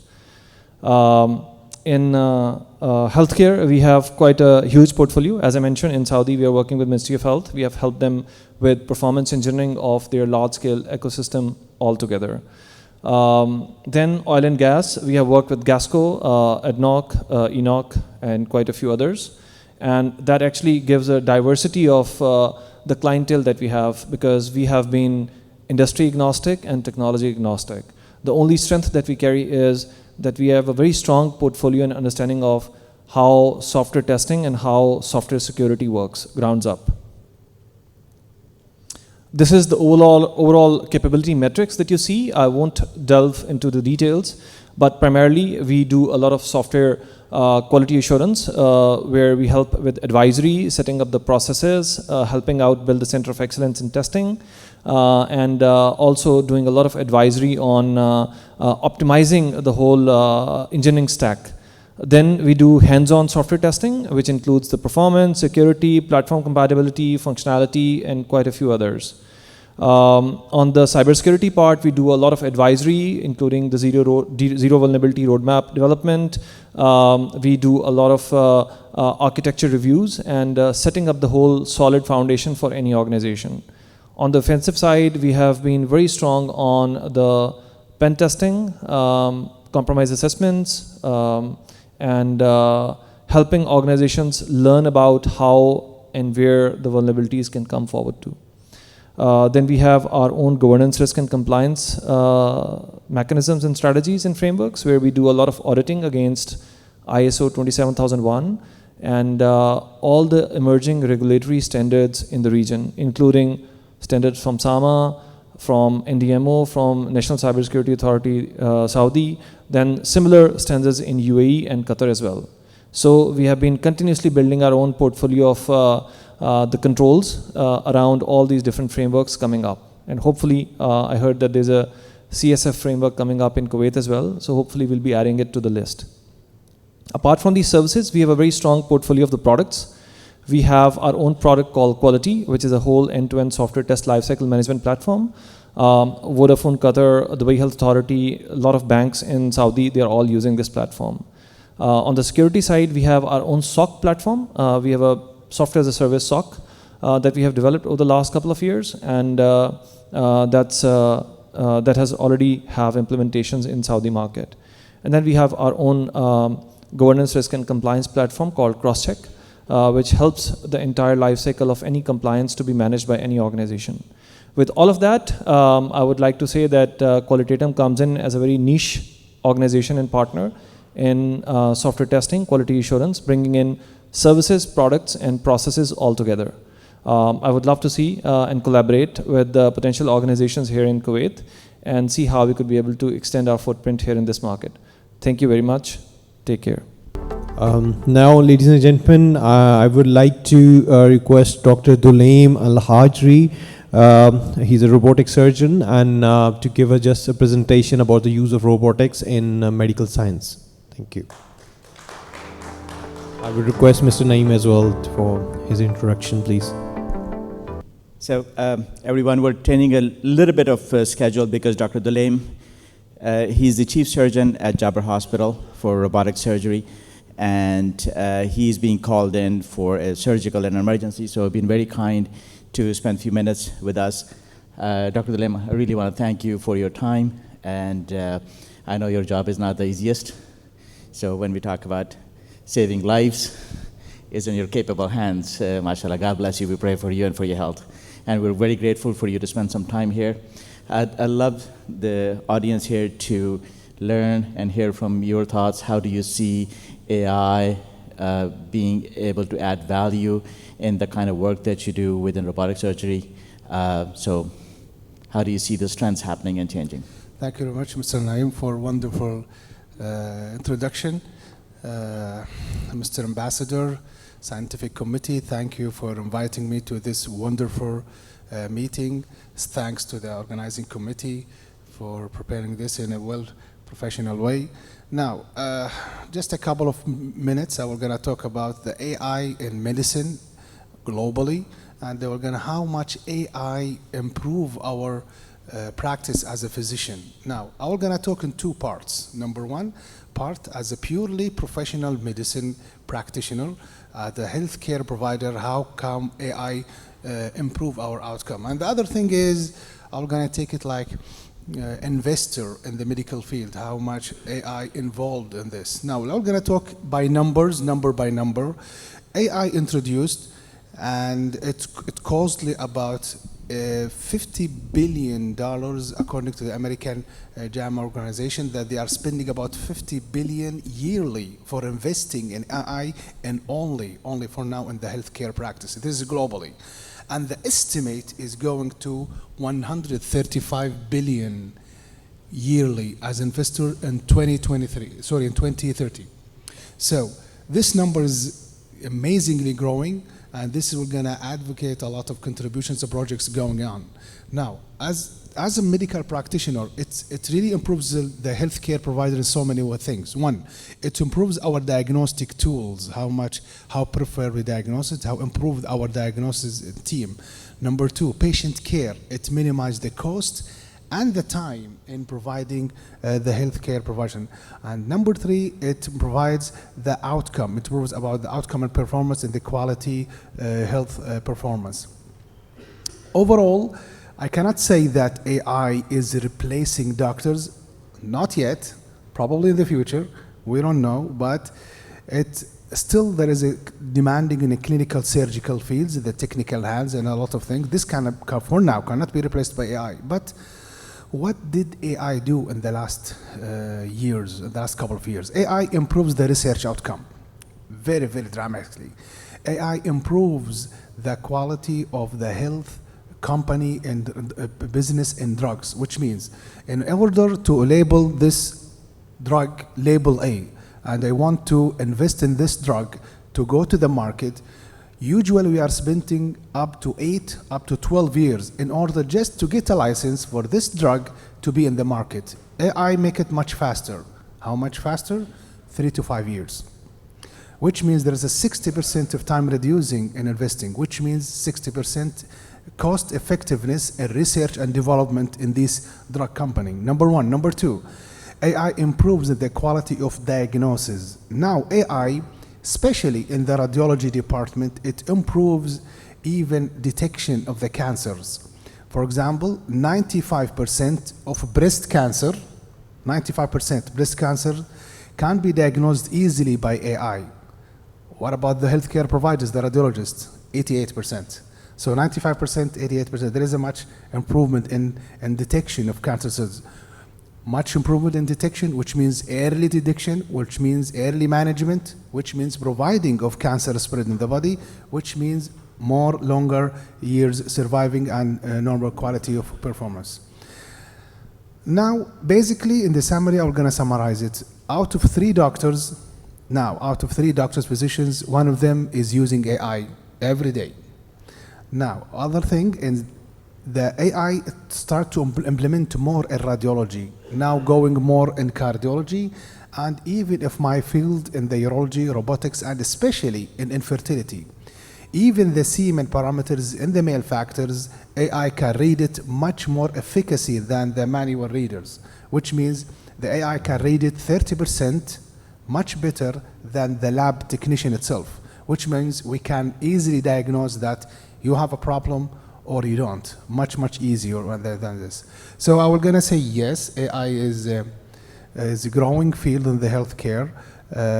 I speak, if you mentioned that I speak about only the healthcare providers, I didn't talk about the healthcare quality providers, which means software, data analysis, research, articles, filing, database, prescribing. These are also implementing in AI.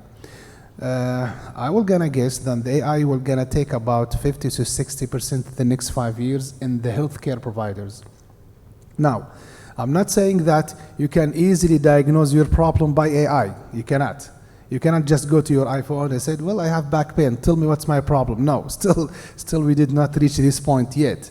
But the AI, at least it can tell you the hint, the strategy where you should go, and which doctors implementing for this kind of a problem. It's directs you very much ways. In the last year, a lot of my patients coming to my practice who said, we usually give them the questionnaires in the beginning of the clinic. So the questionnaire is, how did you hear about us? So how did you hear about my clinic? And in the last year, about 25%, quarter of my patients, they just mentioned the AI, the best doctor, blah, blah, blah, in this field. And your name comes in the first. I tell them, wow, the AI can tell you this? I said, yeah, doctor. And they tell you about your surgeries, they tell you about your history in surgeries, where did you get education, where was your practice, just a complete CV about my history and things. So it's a growing field. Yes. Dr. Hajri, I am very respectful of your time, and I know you have a surgery to go to. I'll ask one last question. In terms of, one, I hope nobody here requires a surgery, but if you do, alhamdulillah, you are there. I'm really glad.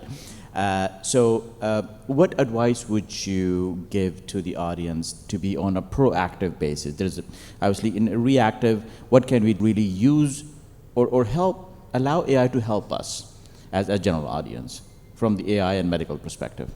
From medical perspective, the AI prevents a lot of things. We already start to use it in our reproductive medicine for now.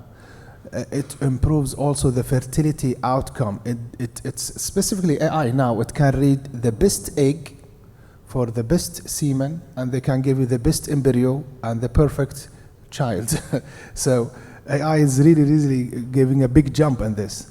Now, how much success rate of doing this IVF technique for infertile couples? Globally, is 45% to be successful. Now the AI jumped it another extra 15%, so you are talking easily more than 60% success rates. So now for the fertility issues, now AI giving a lot more of hope in this practice. Yes. SubhanAllah, this is IVF surgeries are one of the most, people who cannot have children, and IVF is one of the most advanced technologies, and AI can help that accelerate, which is phenomenal. Dr. Hajri, I want to thank you for your time, sir, and I also want to thank PISA for allowing us to make this change. Thank you very much. Thank you for listening. Great. Thank you. Thank you.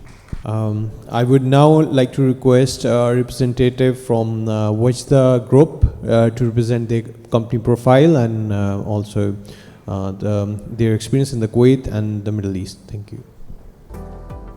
Good afternoon, everyone. My name is Zainul Abidin, and I'm here to represent Wajda Group. So our mission is to provide quality services, and our vision is to provide the best. Wajda Group, we started in 1988, and we started as a telecommunication company. Then we expanded our horizon throughout the Middle East, including Saudi, UAE, Oman, Bahrain, and also Pakistan. And we have a strong presence, and we have a strong, we have a good operation in like all of the Middle East. And this is our group statistics. So this defines the volume of work we do here in the region. So it includes our civil work, microwave, telecommunication implementation, the network audits, indoor building solutions such as Al-Hamra Tower, Avenues Mall. These are some of the flagship projects we have done. So there are like smart solutions which will provide And like we have ICT services and data center, which includes hot oil, cold oil containment infrastructure, then infrastructure, and then the racks and the compute and cloud services. So that is all we provide. So these are our verticals. So we have telecommunication, civil work, electromechanical, media broadcast, renewable energy, ICT, and data center. So these are solutions which we provide in all the different verticals. So these are like, we provide in telecommunication, we provide camouflage solutions, grounding systems solution, and then for repeaters in IBS for power systems, we provide critical power systems, renewable energy, and like smart homes and the cloud services. So these are all our solutions. And why Wajda? So it is aligned with the Vision 2035 of Kuwait, which includes the digital transformation, smart infrastructure, sustainable energy, and advanced data centers.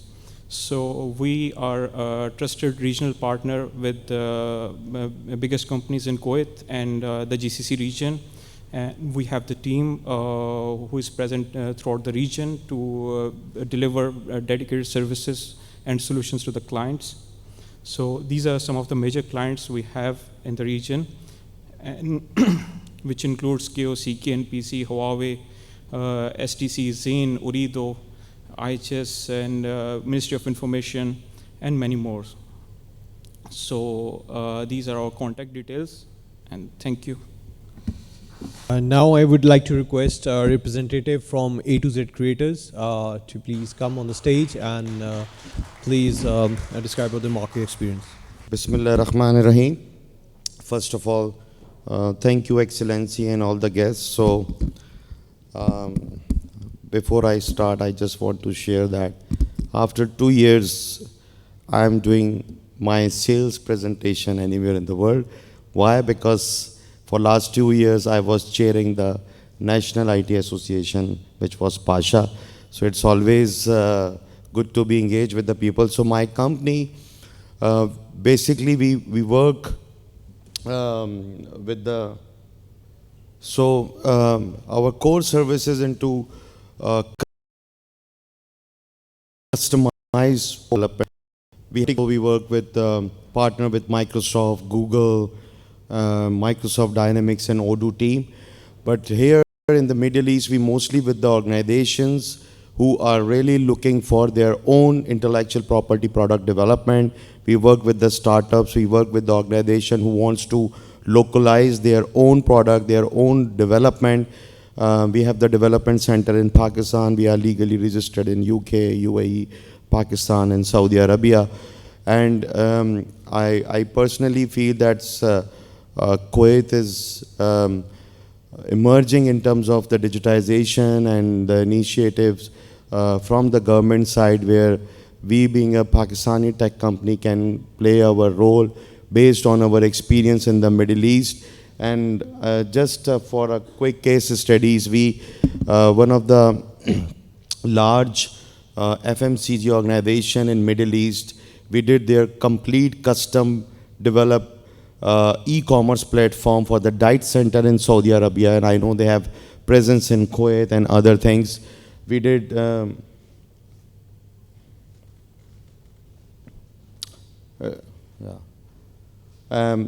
in Pakistan also, we did a complete digital transformation journey for the organization called Hamza.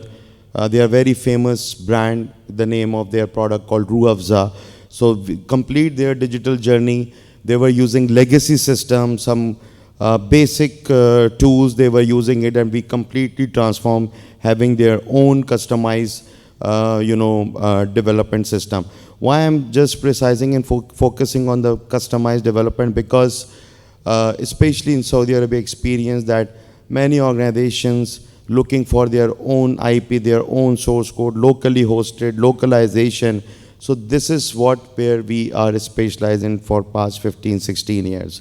And these are some of our in the region customers. We work, especially we are in the e-commerce area, we are taking care of the Nike in Pakistan, and there are other brands called Charles and Keith, Pedro.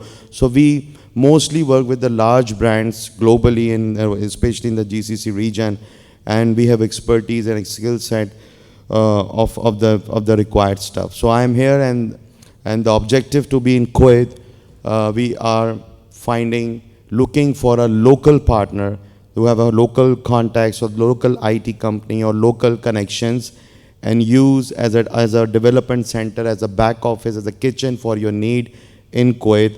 So I am right here on the right side, outside, and looking forward to catch up. Thank you once again. Jazakallah khair.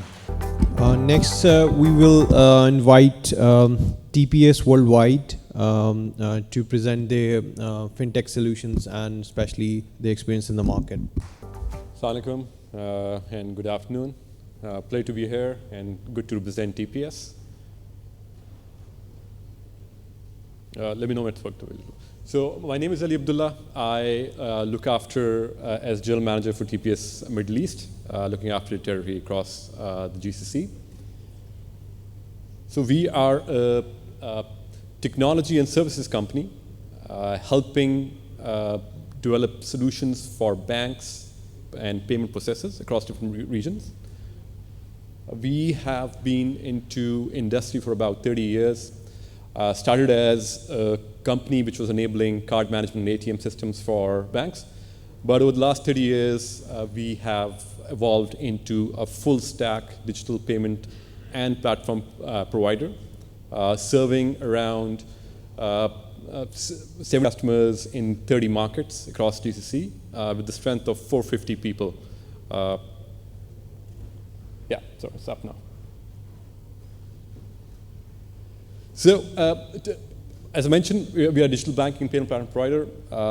So for us, everything sums up into a single platform called Iris, which is the next generation unified payments platform, which is enabling not only traditional banks, but also enabling central banks, payment processors, and telecom operators, and also the upcoming fintech from both fintech enablement and also providing managed services to fintechs as well.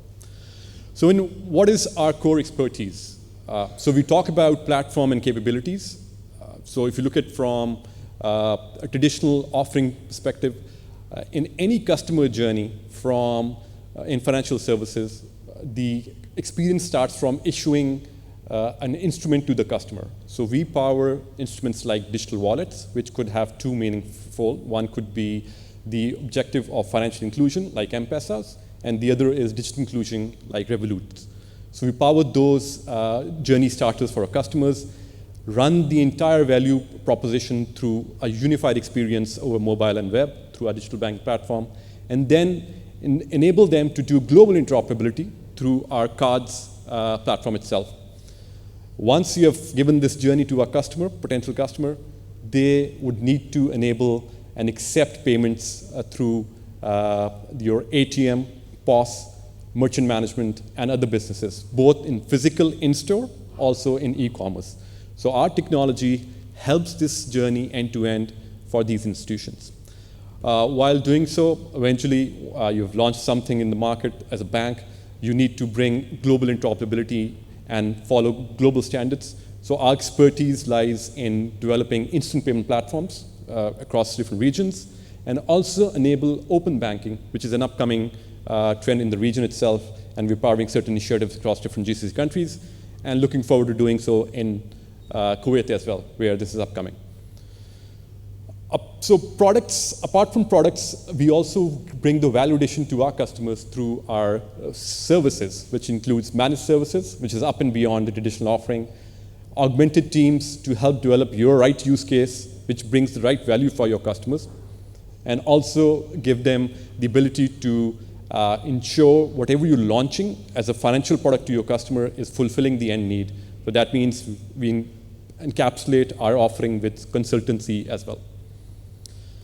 I'm going to talk about our experience in the region. So I've sort of talked about two types of experience. One is global experience across the globe, but also something very localized to Middle East and wider GCC itself. So I mentioned we empower national payment ecosystems, so likes of central banks and national payment processors. Something very close in the region, so we're powering national payment gateway for UAE and Abu Dhabi. So they're using our platform to power domestic e-commerce transaction, and it's an infrastructure layer on a national level for UAE.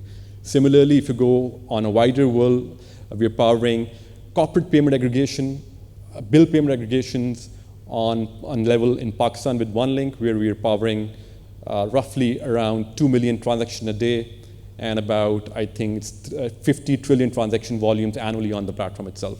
So this is talk about digitization on a national scale itself. Similarly, we're doing a lot of projects in the developing countries in Africa. If you move to traditional banks, this is where you enable the capabilities for a bank to empower their customers through journeys, wallets, cards, and power the ATM networks. So we have customers across GCC, Saudi Investment Bank, Bank of Saudi, Doha Bank, which is again on multi-country operations that we are serving, and we're serving them in Kuwait as well. So our platform is deployed and already certified in Kuwait through Doha Bank, and Bank Nizwa, which is one of the most advanced Islamic bank in GCC. So they are very digital forward bank itself. So we're powering their fintech as well as conventional banking initiatives. Moving into how we enable service providers in the industry. So payment processors are entities which take technologies from us and help build their use cases and serve the end institution, financial institute. It could be a bank or a fintech and other entities. So we're powering in the region Network International. It's the largest payment processor out of Middle East and Africa. So they're using our prepaid value proposition and enabling about 8 customers in GCC and wider world as well. And then we are powering a couple of other initiatives in Africa to help them bring the right financial inclusion use cases for PSPs, as well as the ability to enable merchant business, as well as the ATM powering networks across different regions. Fintech, as I mentioned, is more of an upcoming engagement in the market. Now we see the value of fintech is going to be, in terms of dollar value, is exponentially growing in the region. A lot of investments coming in, and the next wave is we see is going to be coming from Kuwait itself. So for us, we have been enabling fintech. So we've enabled Dubai Financial Markets. They have a fintech division called iVestor. We are powering their digital financial services initiative through our platform. Similarly, Kamal Pay, it's for financial inclusion aspects, corporate payments, and WPS, salary processing. So these are initiatives we're powering through our offering to fintechs as well. And in wider region, HubPay and Digit Plus, which is agri-tech. So we're powering agricultural-based financial inclusion platforms for them as well. Lastly, but not least, is the ability and the servicing of the telecom industry. Very dear to us is Ooredoo, a Qatar-based telecom operator operating in about 5 countries globally. They are using our tech to power their financial inclusion use case as well as corporate payment use case, both on e-com as well as in-store and in-person. Likewise, Beyond One is a Virgin Telecom group out of Oman. So we are doing financial inclusion use cases from there in the region itself. So how we fit into Kuwait's ecosystem and how we can enable that. So for us, we are aligned on a wider GCC on the national vision of each country. And if you talk about Kuwait, Kuwait is having the Vision 2035, which talks about 4 principles. One is cashless society. That means the ability to deliver and digitize economy through cashless initiatives. This is where we talk about wallets, payments, digitization, and acquisition digitization.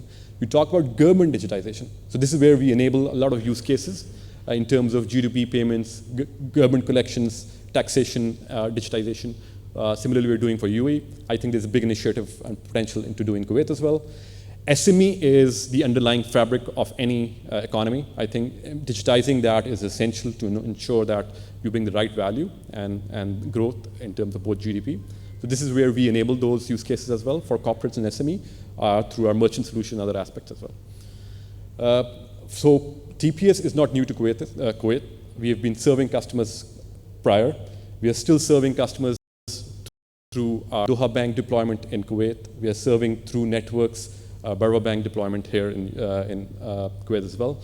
So we are localized our platform is localized and bringing the right set of values for Kuwait market, and we're looking forward to expand it further with this initiative now.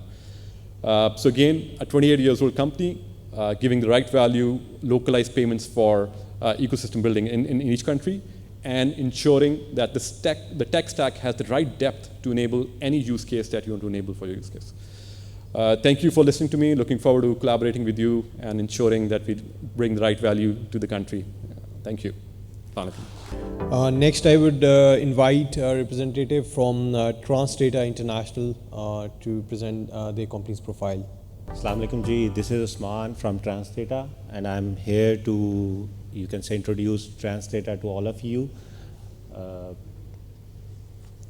So just let you know, like Transdata started working in 2003, and it's been a long journey. And we have been part of a lot of, you can say, digital transformation eras at the given time. And if you talk about the current era, which is AI and other stuff, so we are heavily involved in it. And I know like a lot of good companies representing Pakistan in this sector, they are working in different spaces. But we as a company are very much focused in public safety, governance, and you can say vision AI and digital workforce. So when I say digital workforce, means we are enabling companies to get their digital workforce to catch up with the future, and the future of automation, the future of AI in governance sector, public safety, and our target market, or you can say our technology, is basically for large-scale enterprises where they have the challenge of meeting or enabling themselves for the future with AI. So this is what we are doing across the globe. We have a proven track record of 20 years in North America, Europe, and Asia.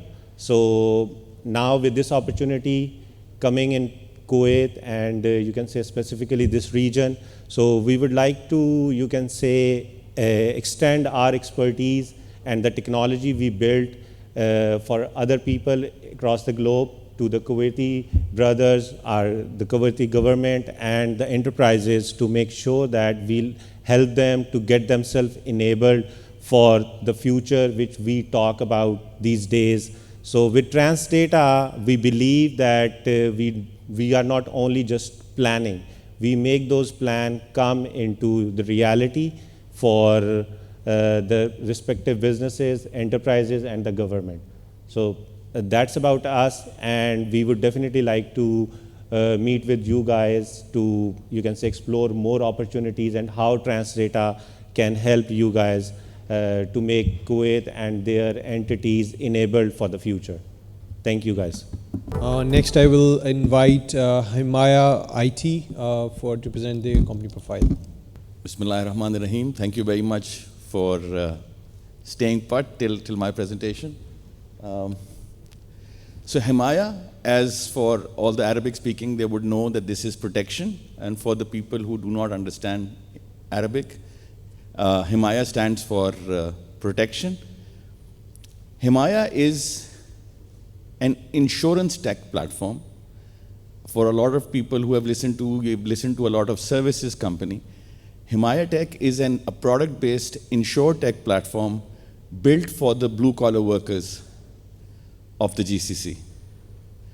What we see as an opportunity is that these blue-collar workers, about 30 million of them, have been building GCC in the scorching sunshine and heat, in the construction area, in the mining areas, in ports, driving taxis, which hail from countries like ours, Pakistan, Bangladesh, India, Sri Lanka, Nepal, Philippines.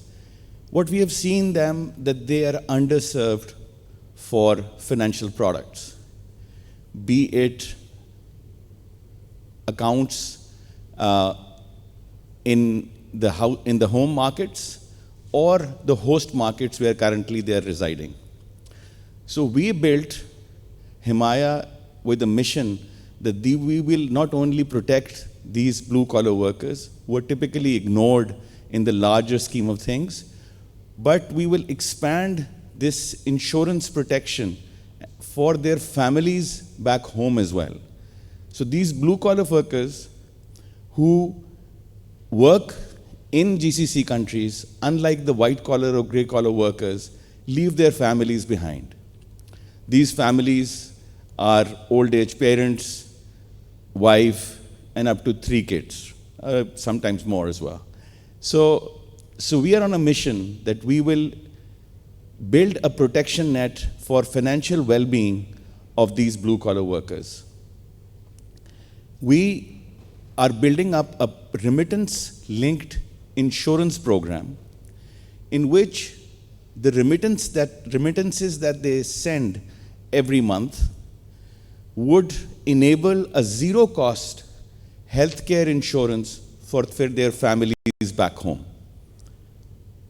Our mission was supported by Qatar Development Bank on our journey. So they were the first equity investors in our program, enabling that the social protection not only reaches the blue-collar workers here in the host countries where they're working, but the home countries where they're coming from as well. So this zero-cost health cover is embedded into their monthly remittances so that their families can have a better future. We in Pakistan have the largest insurance brokerage platform. We have been there for the past 7 years, working in the areas of payroll processing, HR, and insurance services. And now we are looking at expanding beyond Qatar into Kuwait to fulfill the mission which has been identified within Kuwait as well in their 2035 vision as well, aligned to the vision which includes social protection, which includes financial inclusion, and a better economic prospects for the underserved markets.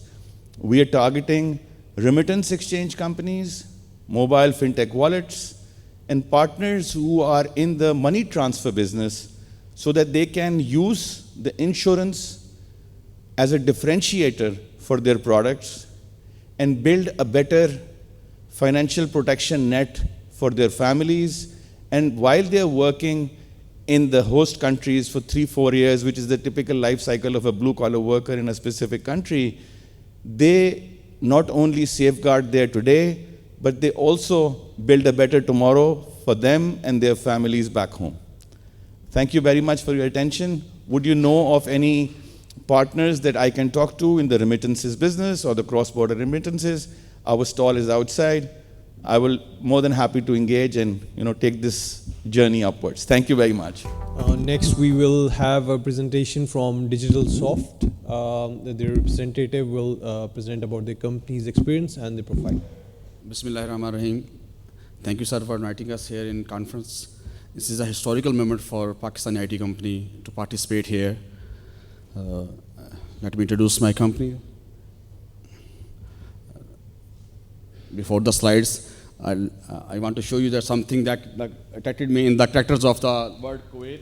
There is already AI and T in the last 3 characters. So AI technology is must for Kuwait, and we are here to help them to digitally enable with the AI-enabled solutions like the future is actually related to computer vision. So we have already developed products using computer vision and AI so that you can monitor your business performance and other activities of your business and shops. Like we have a story for our, I will show you last time, please. Okay. Okay. So our vision is to transform enterprises from doing the conventional way of business into modern way of business. Like back in 20 years back, when we started, it was all doing manual with paperwork. We transformed it digitally into the computer, using computer and smart technologies. Now we have upgraded our enterprises from using computer to computer vision and AI.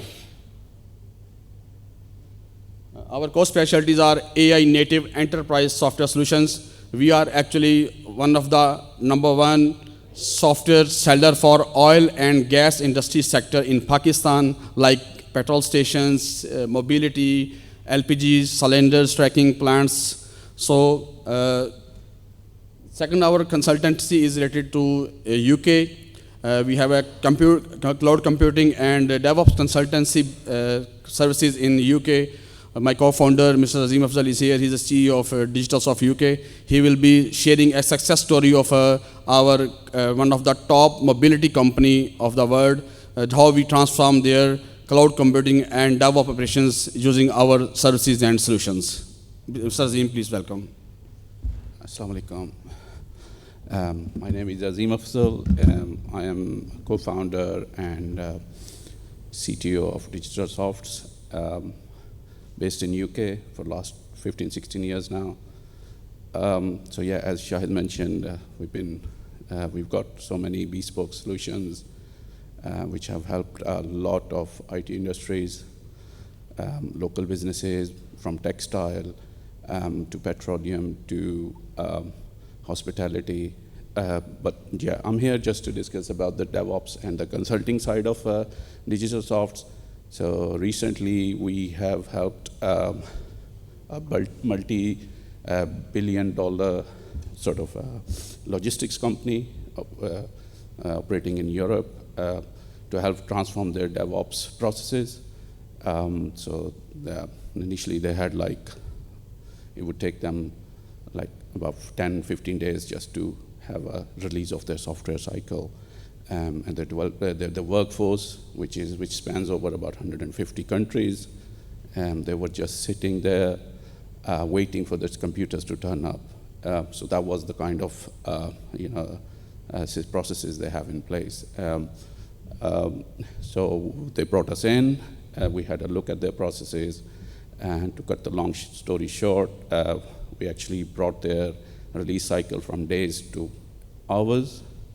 Their developers, they were able to only work just on one release at a time because of the hardware limitations. And that's where sort of we helped them migrate over to AWS, cloud computing, and now their developers can actually work simultaneously on multiple releases, and now they're getting the full potential out of their workforce.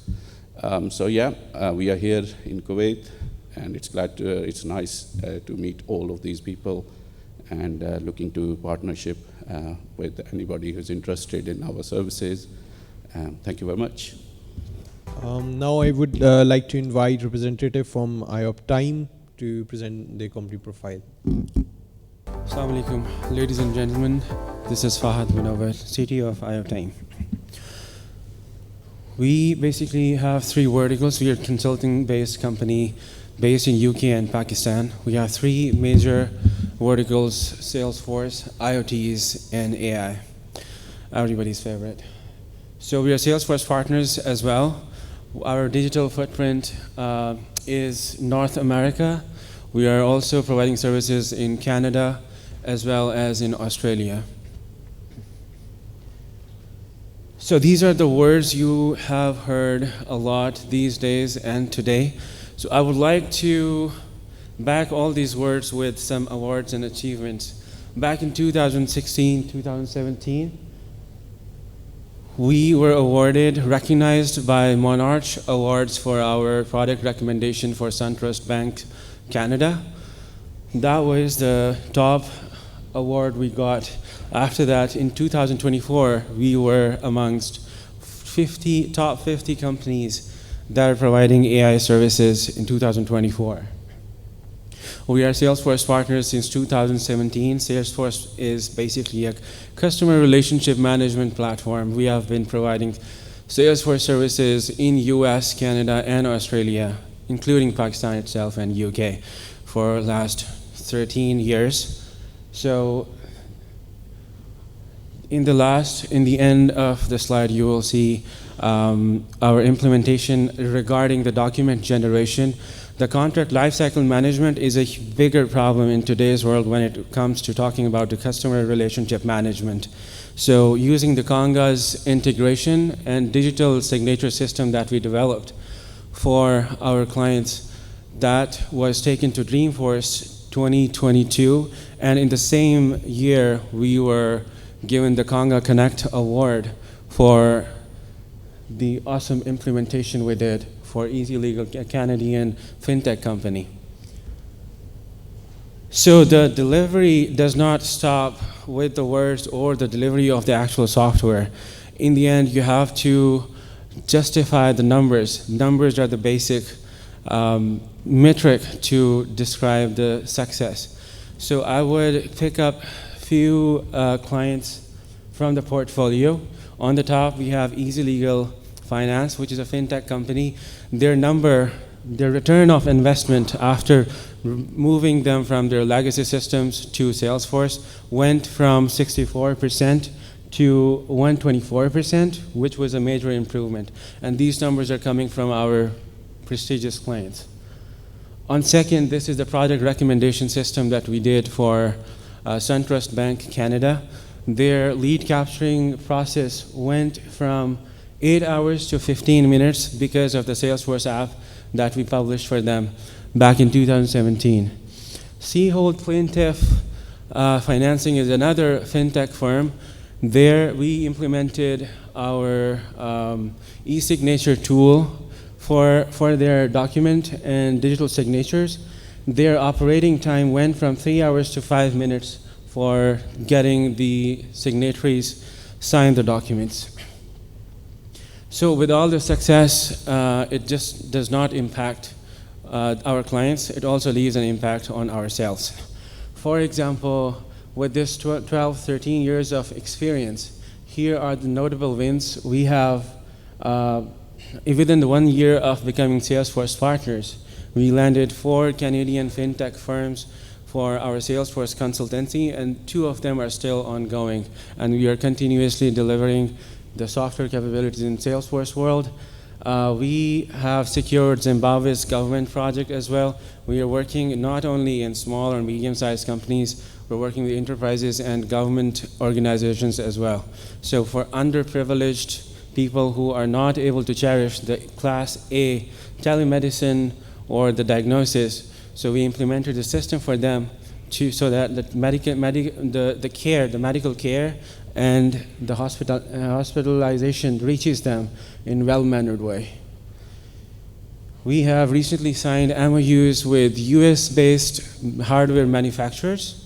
So what we do is we partner with them, and right now we are working with a very famous car manufacturer, Subaru, to automate and make their ECUs smarter for car racing, based on what tracks they're racing on. If this is off-roading, this is meant for the cruising. So on the click of a button using the smart devices, they can basically tune their cars for the specific tracks.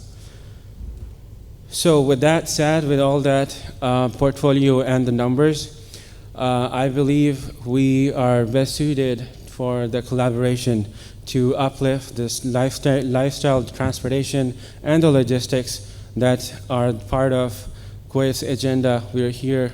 Thank you very much for the opportunity. Thank you. Ladies and gentlemen, now we will be having our last presentation from a company business line. And I would request the representative to come to the stage, please. Assalamu alaikum. Good afternoon. Good afternoon, ladies and gentlemen. First, I would like to thank PSEB and for giving the opportunity, Pakistan Embassy for arranging this. And Naeem Saab, thank you for arranging the session, really. Really appreciate, and something for us, for Pakistani companies. Okay, thank you. That works, okay. So something really for the market to open for Pakistani companies to come over here, present themselves, and look exactly for the opportunities, which we have been doing in the other countries, other GCC countries. But till now, I think Kuwait is something which is missing in the puzzle, and we're really excited to be here to look for the opportunities and exactly how we can support the growth. And I think so what we've been discussing in the whole today's sessions and yesterday as well, that there's a very core and very bold vision of Kuwait basically for their 2035, which they are looking into transforming their economy, diversifying their economy, looking into the new eras, new things and new areas where I think so digital transformation is something which is very important for any economy to grow. And that is where our companies, and I think so all the companies which are coming over here presenting themselves for the digital transformation. I'm here representing Business Line. We are a SAP partner. We've been there in the market, you can say, over the last not many years. We are there in the last for the 5 years. We started from one country, and alhamdulillah, we have grown ourselves to the 5 countries we are looking into, and again, we are growing. So started with around 5 people back in, you can say 5 years back. Now, alhamdulillah, we are a company of more than 1,000 people. We have more than 300 customers onboarded during this small time span, and definitely we are looking into the growing our company and along with providing the services to the customers. Mainly when we say about the division or the areas which we are focused on is related to SAP. One, we are SAP partners, so we are providing services of SAP. Then the second division related to the business process outsourcing. And third is basically we are into the cloud and offering of the clouds as well. Where exactly what we bring on the table is mainly about the consultancy. And when we say about the consultancy, it's more about understanding the requirement of the customers and providing them the solution which matches to their requirement. It's not something we wanted to sell a solution, we wanted to understand the requirements, and then based on that, we provide them the right solution, which is the customer's requirements are. So definitely we have a global presence, we are, you can say, the domain expertise, and that is our key strength, that whatever we do, whatever the industries we are focused on, as a you can say SAP partner, so SAP has, you can say, around 20 to 22 industry-specific focus. And similarly, we also build our expertise in similar lines to SAP. We are growing, as I mentioned. Then we have the consultancy, emerging technologies. So we are always focused on the latest technology, for example, for the cloud technologies, for the AI technologies, and we have the expertise to build around under solutions under these lines as well. Where exactly the core focus is of our company is related to the enterprise with the ERP solutions which we provided. Then we have the cloud, as I mentioned, that we are looking into the cloud, transforming from the legacy systems mainly towards the cloud solutions, because that is where the world is moving towards today. Then we have data and AI, again aligned with SAP mainly. So now all the solutions, everything which is coming up is related to AI and powered by AI. So that is where our expertise also comes in, and that is where also we have started doing this, and again I think so we are building it up more and more as we grow. Managed services, again, some of the area which we are focused on. We have, again, as mentioned, that we have a team, a larger team to support the customers from with their SLAs, with whatever the requirements are. So we provide them the technology services. Again, some of the names which I just wanted to walk you through. Again, SAP has been, we have been accredited by SAP with our services, the level of support we provided to the customers. And before I was coming over here, I just wanted to share information that we already signed up 2 deals in Kuwait. Smaller, but definitely that is a foot we already put into the market. Thank you very much. And we just got one PO today, in fact. So I'm really excited. I think so that is something which shows our presence in the market and in Kuwait, and I think so that is coming back to us as well. So we are looking forward to. Again, I think so partnered with us is something which we always mention, that is support you need whenever you partner with the technology companies. You need somebody who can understand your values, what exactly you bring on the table, and that is where we always listen to the customers, what exactly the requirements are, how we can support them, and that is where our mainly strengths are related to. Thank you, gentlemen. I don't want to take much of time, but thanks a lot for the opportunity. Again, I would like to thank you and thank His Excellency for giving us the opportunity to come over here. Really appreciate this. Thank you. Now we will move to our final panel discussion. It's on the topic digital trade and smart economy. It will be moderated by Mr. Shehzad Shahid, Group CEO, TPS Worldwide, and will be joined by our panelists, Dr. Ali Al-Faili and Hussain Al-Lakas. Assalamu alaikum everyone. Assalamu alaikum everyone. Thank you everyone for attending this, and a warm welcome to the panelists. So just in the interest of time, can I have a brief introduction from your side so we can start a formal discussion after that? So start from Dr. Hello everyone. Assalamu alaikum, and thank you for inviting me for this discussion panel. I'm Dr. Ali Al-Faili. I'm Assistant Professor at Computing Department at College of Basic Education. But despite the academia life, I'm working also as a board member of Association of Artificial Intelligence of Things in Kuwait. This is NGO. And on regional level, I'm a Younger Profession Committee member, IEEE. So we're trying to empower youth, students, and young profession. We're organizing workshops, regionate, which is cover Europe, Africa, and Middle East. And we are also the global presence, so the 10th region. I work with MGA, Young Profession. We're trying to empower the youth to using technologies and all AI data sets. Thank you. Mr. Hussain. Assalamu alaikum. My name is Hussain Nakas. I used to be the former CIO for the National Assembly of Kuwait.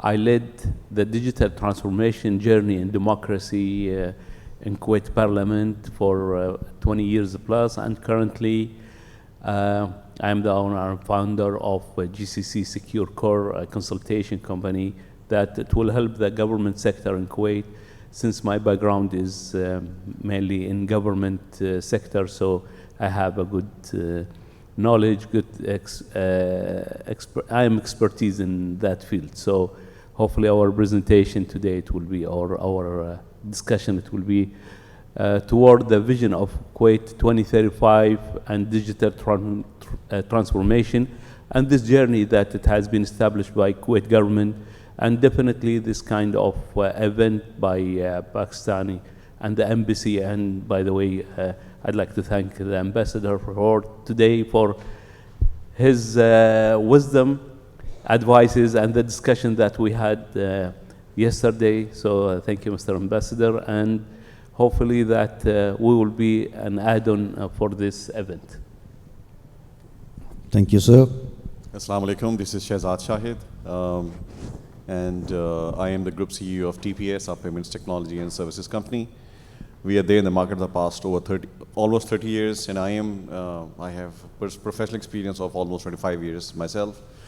I have, other than sort of leading TPS from a very small company to where it is today, I have been involved into a lot of,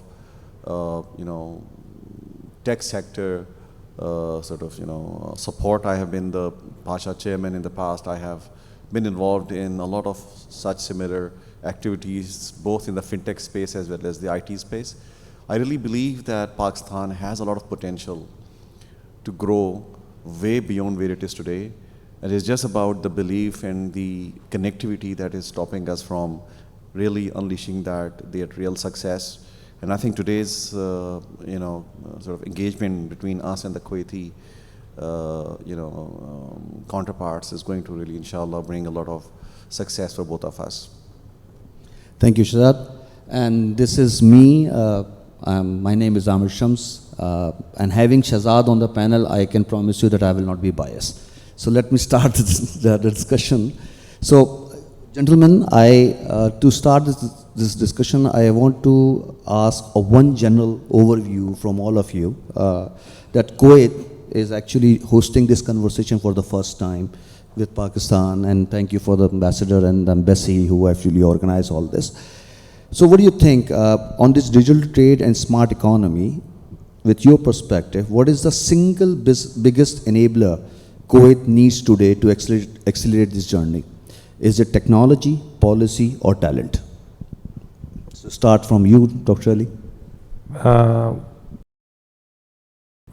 My point is that we are like adapting, and we are thirstful, and the presentation of the companies, there is a lot of been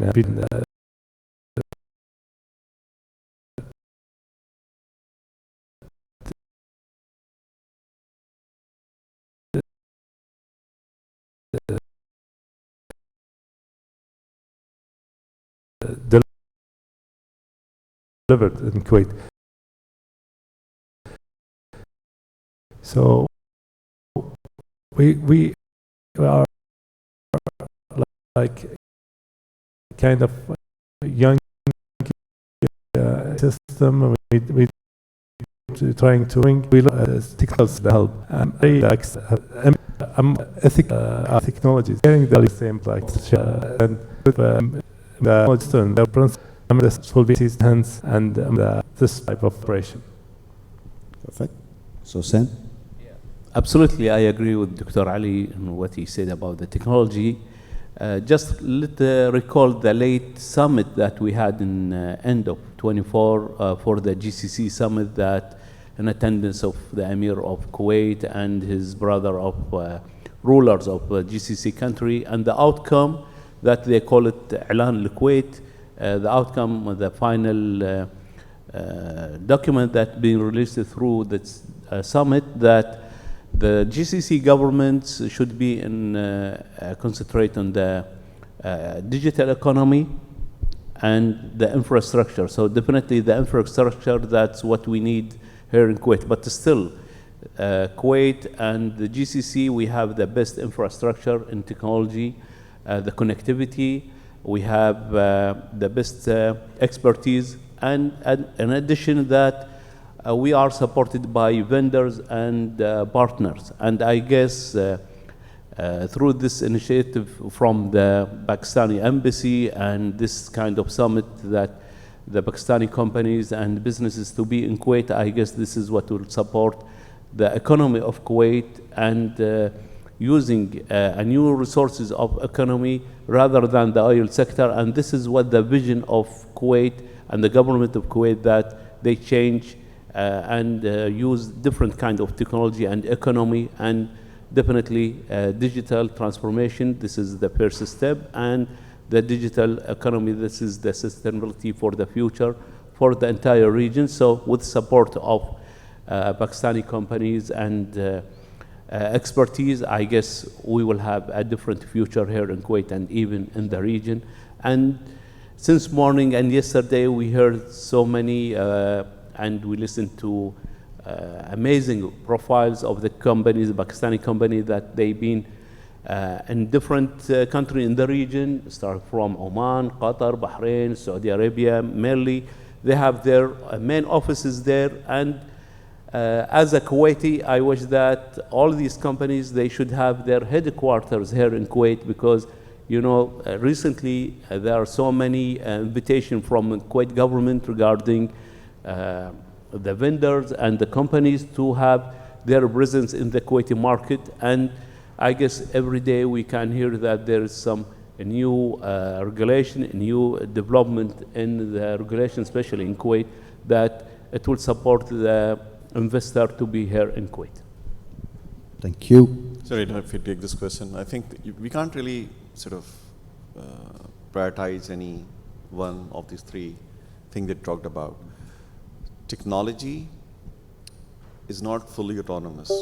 You know, you need to have people who can define the requirements, who can map them to the local context, which is very unique from each country, each customer, each region. And then you need people who can properly deploy them, configure them, and operate them. So you need human capital, skilled people. You need technology which is localized, customized, configured for that specific context or the use cases. And then you need to have an entire framework, you know, driven by the policies, the bylaws, the frameworks, the other elements of the digital economy to really make everything happen and align behind a high impact success. So Kuwait already has a vision 2035 that gives us the goal, the direction, you know, which talks about financial inclusion, which talks about digital transformation, which talks about making or strengthening Kuwait's position as a hub, leading hub of, you know, commercial and other activities. So I think how the technology, how the workforce and how the policies are sort of groomed over the period of time, converge together, will define the success. And I think this is one area because Kuwait is a relatively smaller country in terms of population, but having a huge businesses that are happening in Kuwait, you know. You have 100+ investment banks, you have a lot of financial sector, massive financial sector, you have massive oil and gas sector. So there will be a lot of unique use cases that will be very important from the business perspective in Kuwait, you know, both cross-border as well as within Kuwait. So I really think that how the technologies, both the software platforms as well as very customized services for Kuwait that will come together. And I'm sure a lot of things can come from Pakistan through collaboration, both manpower as well as technologies, that will really define how Kuwait can sort of, you know, successfully proceed to achieve its dreams. Perfect. Shahzad, on your comment, that leads me to a question. Like, the region is moving rapidly toward a cashless commerce. How do you see everyday digital payments evolving in Kuwait? And what role will your industry will be playing into it? Now, you see, the paper currency is giving way to the digital modes of payment globally, you know. Now the pace varies from country to country, from sector to sector. You talk about the top tier merchants, top tier customers, they already have adopted technology for the digital payments. You know, checks are few and far between. You know, the major payments happen through, you know, the web platforms or the digital platforms that are there, both for transparency as well as, you know, data reporting. That's very important to have centralized systems there, and that's already happening. The second area are the retail payments and the SMEs. I think this is the area where, you know, globally, you know, disruption is happening, but a lot of work still is needed to be done. And a lot of technologies are geared primarily towards SME digitalization as well as helping the retail customers adopt to the digital mode of payment. And you know, things like, you know, the Google Pay, Apple Pay are really helping that adoption much faster. The third segment of the society are the micro and nano merchants. Now these are those larger sort of set of merchants which actually are there in our daily life, you know, but they are still primarily dependent on cash collection and, you know, those transactions. So I think this middle sector where SMEs are there, and this sort of bottom of the pyramid where you have the micro and the nano merchants, these needs to be sort of, you know, migrated to the digital acceptance. And I think that QR-based payments are really revolutionizing the way this adoption can happen. Similarly, the use of the smartphone apps which can securely transact is helping a lot of adoption. The third thing that is helping massive adoption in this lower two segment of the society are the digital wallets. You know, so I give you example. In Saudi, a neighboring country, STC Pay has given a massive challenge to the top banks in Saudi in terms of transactions. You know, people earn their salary in a bank, move the salary component to STC Pay, and then do a lot of transactions. So the transactional account is moving from a bank account to a digitally operated wallet. So I think these are the trends that are happening. And because on a mobile app, you can give a lot of services. You can give the tool for budget management. You can have more data insights. You know, you can help them, you know, use their multiple payment instruments in a way that is of sort of financial advice to the customers. I think these are the elements and the trends that are happening in the region, and Kuwait is not unique to it. So I think SME, digital transformation, is also happening in Kuwait. It has to be fast-tracked. And the bottom of the pyramid, where the nano and micro merchants are there, they have to adopt technology, because till they do it, there will still be large portion of transaction happening through cash. So the entire, so if you really have to become a cash light economy, I think these are the two segments that have to really adopt technology, and I really see that happening. Thank you, Shahzad. Mr. Hussain, you mentioned something about Kuwait having the strong infrastructure and on. I strongly believe that a strong economy is based on the strong public infrastructure. So how do you see the Kuwait leveraging citizen payment platform and digital IDs to make government services more seamless?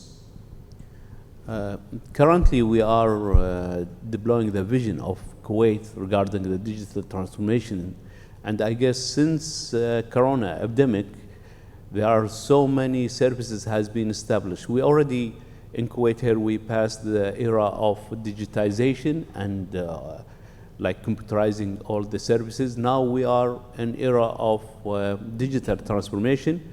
We saw so many ministries here, and the fintech and the bank sector are trying to develop the services. And I guess one of the active sector here in Kuwait is the banking sector, which is involving definitely with the payment. As you mentioned that the SME is a part of supporting the SMEs companies, is supported by the Central Bank of Kuwait, and in general the fintech is very active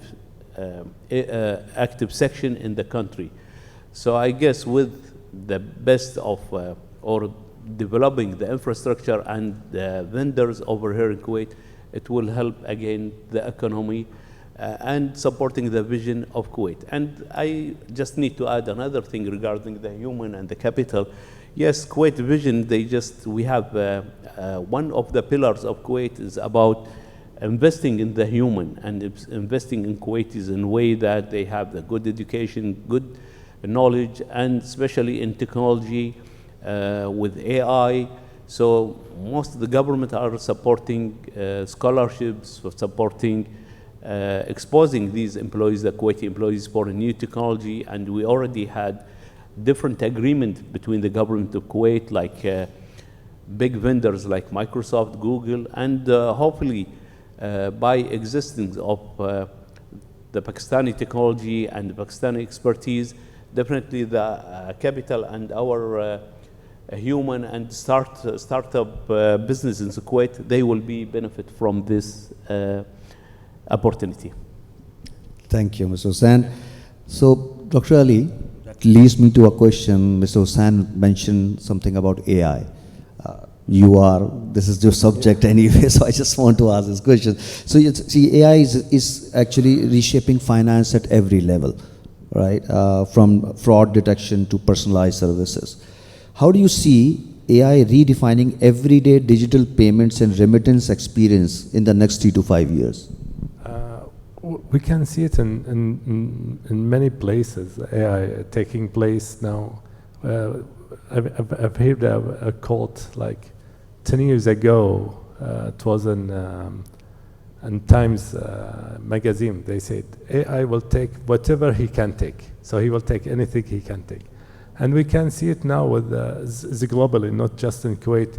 The open banking system, it wasn't there. Now, like, you can open a bank account without visiting the branch, and it's AI taking decision for opening your account, give you a loan, and this will happen because we have a different technologies. It's not just AI, blockchain for securing the communication and checking the trust. This kind of payment will go.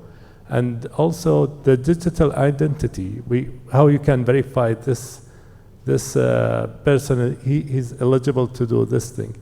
And I believe that when he said about the digital payment and STC payment, this is as the population in Kuwait, we have like more than 60% they are expat. So it could be like we can providing some solutions and digital payment that go across the border and not just like within Kuwait system. Like if you want to pay something in Pakistan, you within a second will happen, because now we see Swift. Swift, they're struggling, and they I just read it yesterday in the news. They put $1.5 billion investment in AI and blockchain. They want to move because they see they lose the market. Swift is taking too much, but if you do it with the blockchain, cryptocurrencies, you transfer money within a second, less cost. So this should be like when we're looking for the new technologies and how we can invest in these technologies and how we can do collaboration. So we want to. I believe that within 10 years there will be new world system, like the old banking sectors. They're moving. They're trying to catch up, and they're coming. Like we see it in Kuwait. NBK has a open banking. KFH has a TIM. So they're trying to catch up with the youth. They want to they open their bank account within mobile. They do transfer money, and they don't want a bank account. Just from your phone number, I can transfer money to you and exchanging the money. So AI taking role of checking all the fraud system, the transactions, even verification that you are eligible to do this thing. With face recognition that you are the owner of this bank account, you're agreeing on this transaction, and this is taking also part of cybersecurity, like how you can authenticate. They say with the biometric, maybe fingerprint was used, now face recognition. And I've seen it with the open banking in Europe. They use also the voice, the print of your voice. So all this being done within, because AI enabled these technologies can be done. Thank you, Dr. Ali. Mentioning about a cross-border payment, I think we being Pakistanis, I would like to ask a very brief response from Shahzad on this, that remittance is actually a lifeline in the GCC. So how can next generation payment platforms can make cross-border flows faster and cheaper while still meeting compliance expectation? I just need a brief response on this so I can move to the last round of the questions. So let me give you a real life example that's happening in Dubai today. Dubai has, for a fact that majority, there's a large expat community living in Dubai, and there's a massive country where the money flows out of Dubai to India, Pakistan, Bangladesh, Nepal, and other countries, and Philippines. So what TPS did back in the days, and still running there in the central bank of UAE, we set up a payment gateway called UAE PGS. And what it does is basically helps connect the exchange houses, with the banks. So exchange houses has a mobile app, right? So what you do is you basically pull funds from a bank account, and with the exchange company push it to the country of its choice. So the advantage was that instead of people used to line up in front of the money exchanges in the past in Dubai, take the cash from ATM or the bank branch, go to the exchange house and then remit the money onward. This is completely changed and completely digitized because of this whole integrated national payment system, which is, alhamdulillah, managed by TPS for over 10 years now. The times are changing, and I think that these stable coins and crypto are going to play a very major role in terms of not only reducing time but also cost of cross-border transactions. There's a project called mBridge, which is done within few countries in the Gulf. I think similar programs be done by other countries in this part of the world, where those stable coins which are regionally accepted among few countries will be used to remove the intermediaries like SWIFT and any others, and enable very fast and low-cost cross-border remittances, which is purely digital from a mobile app of a customer to a mobile app of the beneficiary. And this is where I believe the future resides. Thank you, Shahzad. So you mentioned about AI, the future of the payments or so. So this is exactly leading me to my last question with the panel, because I think the lunch is about to open and I don't want everybody to be cursing me for a longer discussion. So just a quick response as an ending note. If we fast forward 5 years, what's your vision for Kuwait's role in the digital trade and smart economy? as a payment hub, a GovTech innovator, or a AI testbed? What single action do we need to start with today? Today we should start with AI. This is the future. This is the close future. Actually, maybe the time, as is mentioned, time is change, and I guess within 5 months or less, the things are changed. So it's very challengeable, but with expertise, with the technology, with this amazing profiles, I guess we will achieve here, especially in Kuwait, we will achieve the AI. At least we will be in the right track. Lovely. Dr. Ali? I've seen that even everything is changing. The whole image is changing. I work with AI since 2010, and now it was like everyone was. We call it smart systems, and I believe like everyone in technologies, like they get it with the smart systems. Now with AI and it's like trendy, and now the next level of AI, we'll call it explainable AI, because using AI is consuming a huge amount of data.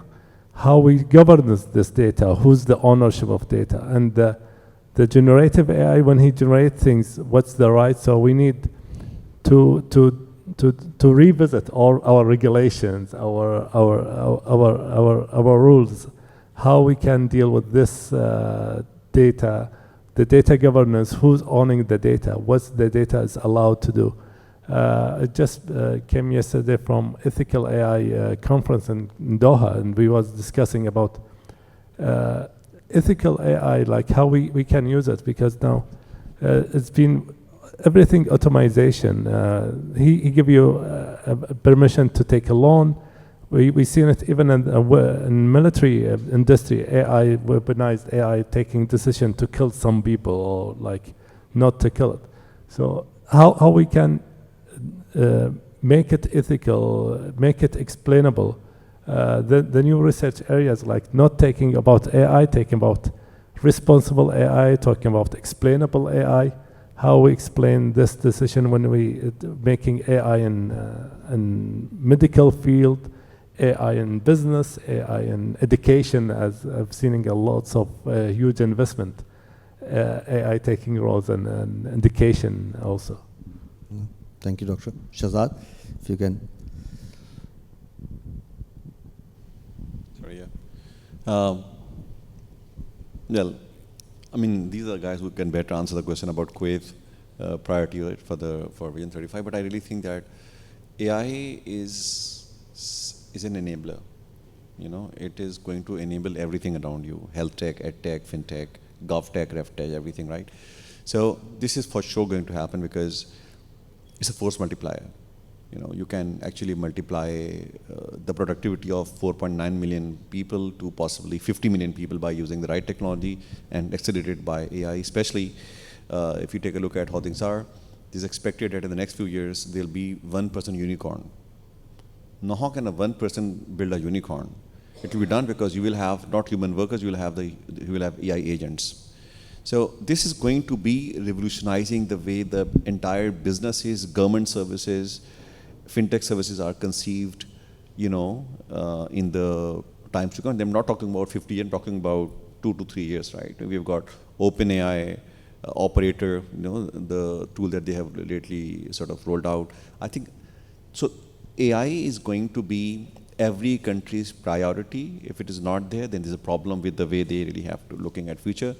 But I think that, you know, with a country that is into financial space and oil and gas, I think is going to be the real business perspective. I'm sure a lot of focus will be there on how the transactions, inter-country trade can be facilitated and how can the security aspect of it can be managed.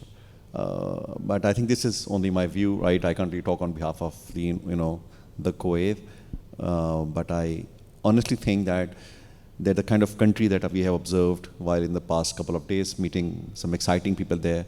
I think there is a vision, there is a passion, and there's a readiness to really take it forward.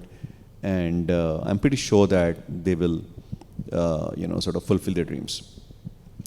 Thank you, Shahzad. And I'm basically ending up this session as of right now, but I want to take this opportunity not to thank only these two gentlemen, but the entire Kuwaiti nation for giving such an hospitality and welcoming us. And thank you, the embassy and ambassador for organizing all this, showcasing the Pakistani talent in the front of Kuwait. There's a very famous saying, sir, in Urdu that we say, "Der Aid, Durust Aid." So I personally feel that this is the best thing for the Kuwait, that they ride and Durust Aid. Better late than never. And please give a round of applause for all my panelists. And thank you, gentlemen. Thank you for everything. Thank you.